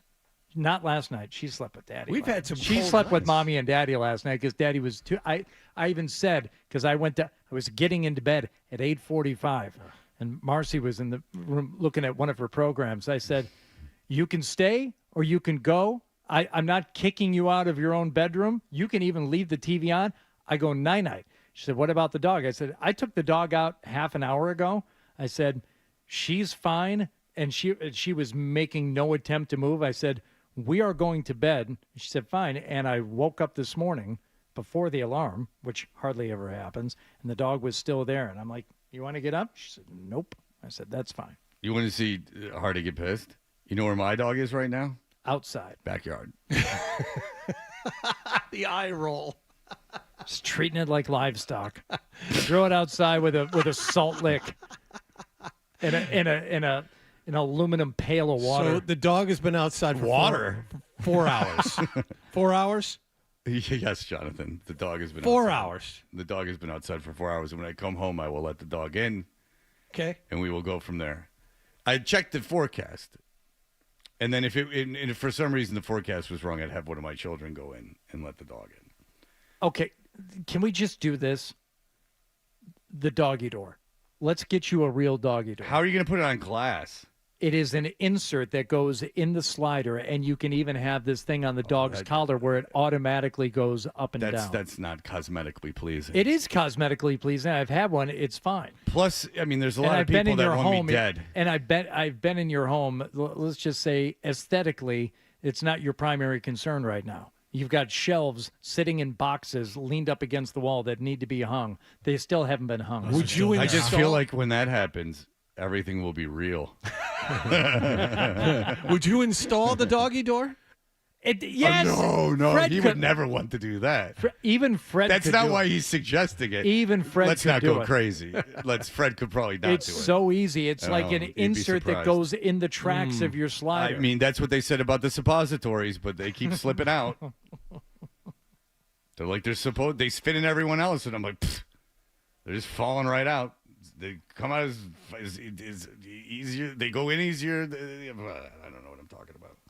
Go ahead, John. You contribute. All right. Hello, gentlemen. Jazz Wallach has reminded Fred of the name of the concussion symptom that Tua suffered multiple I times. can't make fun of this, then. Fred makes fun of John's deductive reasoning skills. By the way, deductive is spelled with D-U-C-K. And also, that's as everything written about what I said on the internet is false. That's funny. I did not make fun of John's deductive reasoning. Hardy did. Well, Fred's memory is no spring chicken. Fred, what's the name of that weird Tua thing with his arms called?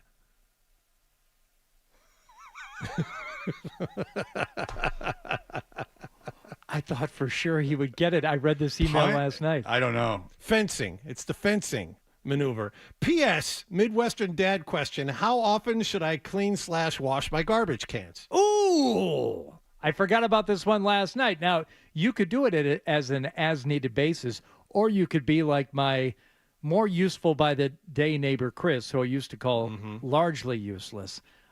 You could be like them and hire the service that comes by and picks them up. It's like a garbage truck looking thing. It lifts them, it sprays them, sets them down. There was an athlete doing an endorsement for those for a while, too. He used to run on Nesson or NBC Sports. Oh, I know. Aaron Hernandez. Kyle Van Noy. How dare you? Oh, that's you want to insult Kyle Van Noy? You just did it. Congratulations, John. You took it to another level. There it is. You're putting him in the same category as a murderer. But no, I tend to do it. Suicidal murderer. I do it as an as-needed basis. I have my own little concoction. It's a little dishwasher soap, a little bit of bleach, get the pressure washer out, really hose that thing around, and kind of swirl it around in there. And, you rinse it, repeat, rinse, repeat, leave them out in the sun to dry. I would say every 4 months. All right. We have a call that makes a good point. We played Michael Kay talking about how offended he was by the swear. This is a very good point. Junior, go ahead. Yeah, I find it funny, and the caller who called in before, who was getting all Michael Kay about it. Remember David Ortiz after the marathon bombing dropped one of the biggest F-bombs in sports on live television, and I get that the emotion was different, but it is still an emotional response, and just the preciousness over language, like you were saying, is getting to a point of ridiculous now. Yeah, because like you don't want to marginalize someone, and so like that is all can be arguable. But like, and by the way, like there's no way a white guy after the marathon bombing dropping the N-word would have been contextually okay. You know what I'm saying? So like, yeah, everyone would have been really fired up about that. yeah. You know? So like, just by that, so the point you're making is correct. If you can use that word publicly as a baseball player with a microphone in your hand, and he did it deliberately, that in one context, then it's inherently not as offensive as a million other words. Thank you. That's a good point, Junior. I appreciate it. That is a pro-Fred one, as opposed to the old man that called in with the anti-Fred one. Yeah. If you ask my dad would probably not like it either. But he swore constantly growing up when I was a kid. So it would be interesting. Really? My dad never swore in front of me. Really? Never. Well, you didn't have that kind of relationship. He was hiding a lot of stuff, obviously. Well, we've already talked about that. I was playing, Have we?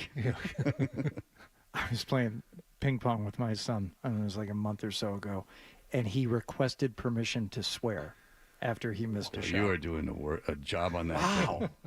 I don't How'd think you it's browbeat your kid into that? I don't think it's good. If you heard me and my kids talk, boy, oh, you have. They let it fly. Yeah, it's unsettling. I find it to be disrespectful toward you. See, I feel like that we have like a really, really good relationship, and I don't care if they swear because I like what they tell me. Like they're so open with me, I take the swearing a million times over. I don't care if they swear or not. It doesn't bother me. But then again, if you have a problem with your kids swearing, I don't have a problem with that. I'm not going to parent your kids, and you shouldn't parent mine. I don't even have a I mean, it's like never told them not to. I think your son looks up to you so much that he's almost like, and I'm not joking, this is not sarcastic. It sounds to me, and I don't even know if I've met your son. I have met your son, but not in a long time. It seems to me, the way you describe your relationship, that he's almost like in awe of you and wants to so badly not offend or he wants to impress you, which is a positive. I mean, I think that's a positive. Yeah, he is in no way in awe of me or anything, but he or that's a bad term. Respect, like he like looks up to you so much that he doesn't want to disappoint you. It's nice of you to say. I think it's a combination of that, and he does tend to be a rule follower as opposed to his sister, who is not. Mm-hmm. So, as long as my kids don't get in trouble at school or like at their friends' houses, I don't really care what they say to me. They say terrible. They make fun of me constantly making fun of me. But I mean, what am I going to do? You know? Yeah, but my dad swore all the time. Yelling swears. Nasty ones directed at me. Really? Oh, yeah, baby. Oh, my dad. Yeah. My dad called me an a-hole so many times before the age of 12, I can't even count. I have a tape. I don't have it anymore, but I had this cassette tape of me as a kid being super annoying. Like I was probably like 6 or 5, and I'm going hut hike, hike, and then you just hear in the background, "Shut up!" And I'm like, hut hike. Freddie, shut the F up. Will you shut up? And I wish I had it because it could be like Stern's, what are you, moron tapes? Yeah. I could Told you not to be stupid, you I told you not moron. to be stupid, you moron. But that tape existed. It was half Casey Kasem's radio show with Heat of the Rhythm of the Night on it from DeBarge, El DeBarge. And then it was me going hut hike and my dad just screaming and swearing at me, which I, looking back, don't blame him. I mean, if my kid was just going hut hike over and over again, it would annoy me. But I don't know if I'd scream and yell at him for it. I'm not a big yeller. You'd be surprised. I almost never yell. Almost never. And if I do, it's premeditated. Well, it requires energy. Fair enough, touche. All right, we'll be back in just a moment with the award-winning stack segment. Sports Hub headlines. Celtics open up their season against...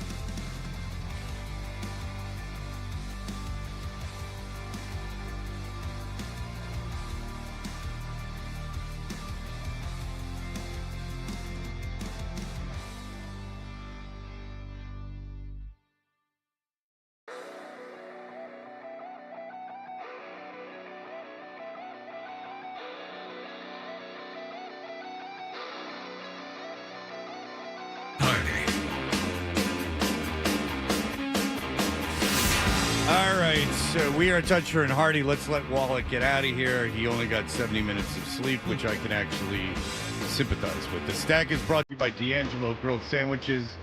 Have lunch with a legend this week. D'Angelo's legendary number 9 sandwich, grilled sirloin and chicken smothered in onions, peppers, mushrooms, and American cheese, only at D'Angelo. This is actually from a place of experience and caring, John. Limit your nap today, and then you do anything you possibly could, including medically, to get yourself to sleep tonight. Because when you start getting run down, that's when the bad things happen. Yes. For me, it's my throat. But yes. For you, it could be anything else. No, it's usually the throat for me, too. You've heard of dying Wallach. That's run down. That's what happens. Because, like, you say what you will, but look, everyone's got tougher jobs. Blah, blah, blah. But, talking for 4 hours is not great for your throat, like into a microphone and projecting. You start getting run down and doing a morning show. Rip that thing apart. Mm-hmm. Rip it apart. Is there anything that could help Wallach, I don't know, nod off at some point later on this evening? Yeah, man.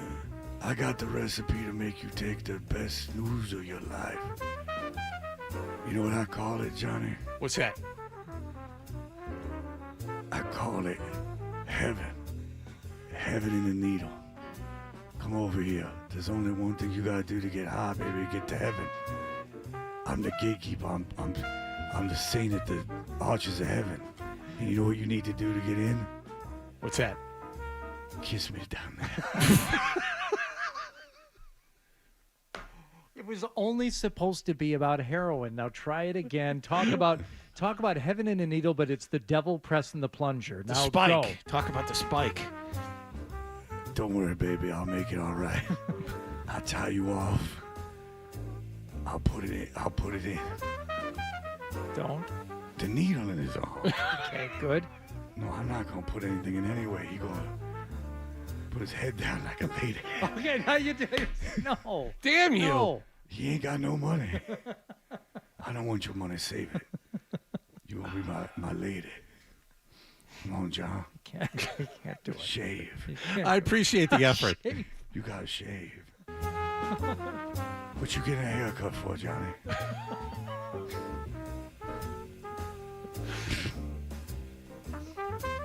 I have red Kool-Aid. I want you to put it on your cheeks. What? It's not even about it. It's about the power. Oh okay. It's about making you. All right, very good. Wallach, do G League new rules find their way into the NBA? Is this like Major League Baseball, minor league stuff? They're trying it out to see how it works. This year. Does it? So this is how things start in baseball. This is the testing. That's how the pitch clock in the minors. I know, but does it work that way in basketball? Is what I'm asking you. I think at least one of these rules could. I think the challenge rule certainly could. All right, so the G League is trying some new stuff, Fred. End of period heaves. Certain unsuccessful end of period heaves from like beyond half court will be adjusted from an individual player's missed field goal to a team field goal attempt. So the players will not be penalized for having a missed field goal on their staff. Players in the league actively not doing it to protect their shooting percentages. And what's interesting about that is that how much has that helped Pritchard's his ability to make those shots has helped his his national record. Because let's be honest, like you wouldn't have seen a lot of Peyton Pritchard if you're just a guy who watches SportsCenter or a lady, a person who watches SportsCenter in the morning. If it wasn't for him making those half-court shots, so that might be a fool's errand. Okay, so that's number one. Expanded coaches challenge. Slow it down. Anything to slow the game down. Exactly. It's too fast. Each team will have 2 challenges per game, regardless of the outcome. Challenge your team. Do you like that, John? Hold on. Let him finish. And I'll tell you. The only called fouls and violations that will not be subject to review are technical fouls, unsportsmanlike acts, flagrant fouls, and there's a whole list of challengeable events. See, I don't mind it because the other part of the rule is you don't get the timeout back, regardless of if the challenge is successful or not. You get an extra challenge. You get 2 challenges per team, But regardless of what happens, you don't get the timeout back. The timeouts are annoying, but they're already stopping the game so much, and a challenge lasts so much longer than a 20-second timeout. Well, it's ridiculous. The teams get so many freaking timeouts, and now there's another one, a reset timeout. Each team will be entitled to a reset timeout the final 2 minutes of the fourth quarter, final 2 minutes of any overtime period. They're not going to be allowed to huddle, but they will allow teams to advance the ball and make unlimited substitutions. That's good. I mean, just give them a break. Here's what I think. It can be very stressful at the end of the game. You don't want them getting all going. Here are the two interesting ones. The one free throw rule. The G League is doing this. This is going to streamline the game, Fred. One free throw worth 1, 2, or 3 points will be awarded in the event of any foul that would typically result in 1, 2, or 3 free throws being shot under standard NBA rules. It will not apply during the last 2 minutes of the fourth quarter or overtime. So instead of going to the line to shoot 2, I got fouled in the act of shooting 3, Yeah. now you just get 1 free throw that'll be worth 1, 2, or 3 points. I kind of like that. Yeah, that's I kind not of like bad. that. By the way, I apologize for saying 20-second timeout. They're all 75 seconds. Yes. 20-second timeouts are 20 seconds. Yeah, my apologies. They never were. No, but I mean, my no. apologies. Yeah. Because it didn't sound right coming out of my mouth, so I checked. You can't just touch your shoulders anymore and get the 20 seconds. Finally, the target score overtime. Games that advance to overtime will be determined by a final target score of 7 points. For example, if teams are tied at 100, final target score will be 107. Overtime will be untimed. Games will end when a team makes a basket or free throw to reach or surpass the final target score. That's fine, but I guess it's but I just don't know how that's improves anything. It doesn't. I mean, you're already there. An extra 5 minutes isn't going to kill you. Seriously, I don't think that's a big deal. And yeah, I don't understand how does everyone hate overtime? That seems like something to indulge players again. I agree. As a fan, I mean, you're pissed that it's in overtime. I think the challenge rule will eventually make its way to the NBA. The rest of it is whatever. The thing is that I was against the Major League Baseball doing the extra inning thing, putting a runner on second, and now I like it. So what do I know? You know, we'll adjust. We always adjust. I don't even understand some of the new NFL rules. I don't understand the toe tap rule in the end zone, and it only is enforceable in the end zone. I don't understand that. We learned the hard way. Patriots game. Yeah, I know, but then there's I don't understand. I don't understand what a reception in the end zone is. I don't think a lot of people do. I don't think some of the coaches do. Certainly the receivers don't. All right, that'll do it for us. Everyone, enjoy your days. Bye. You're listening to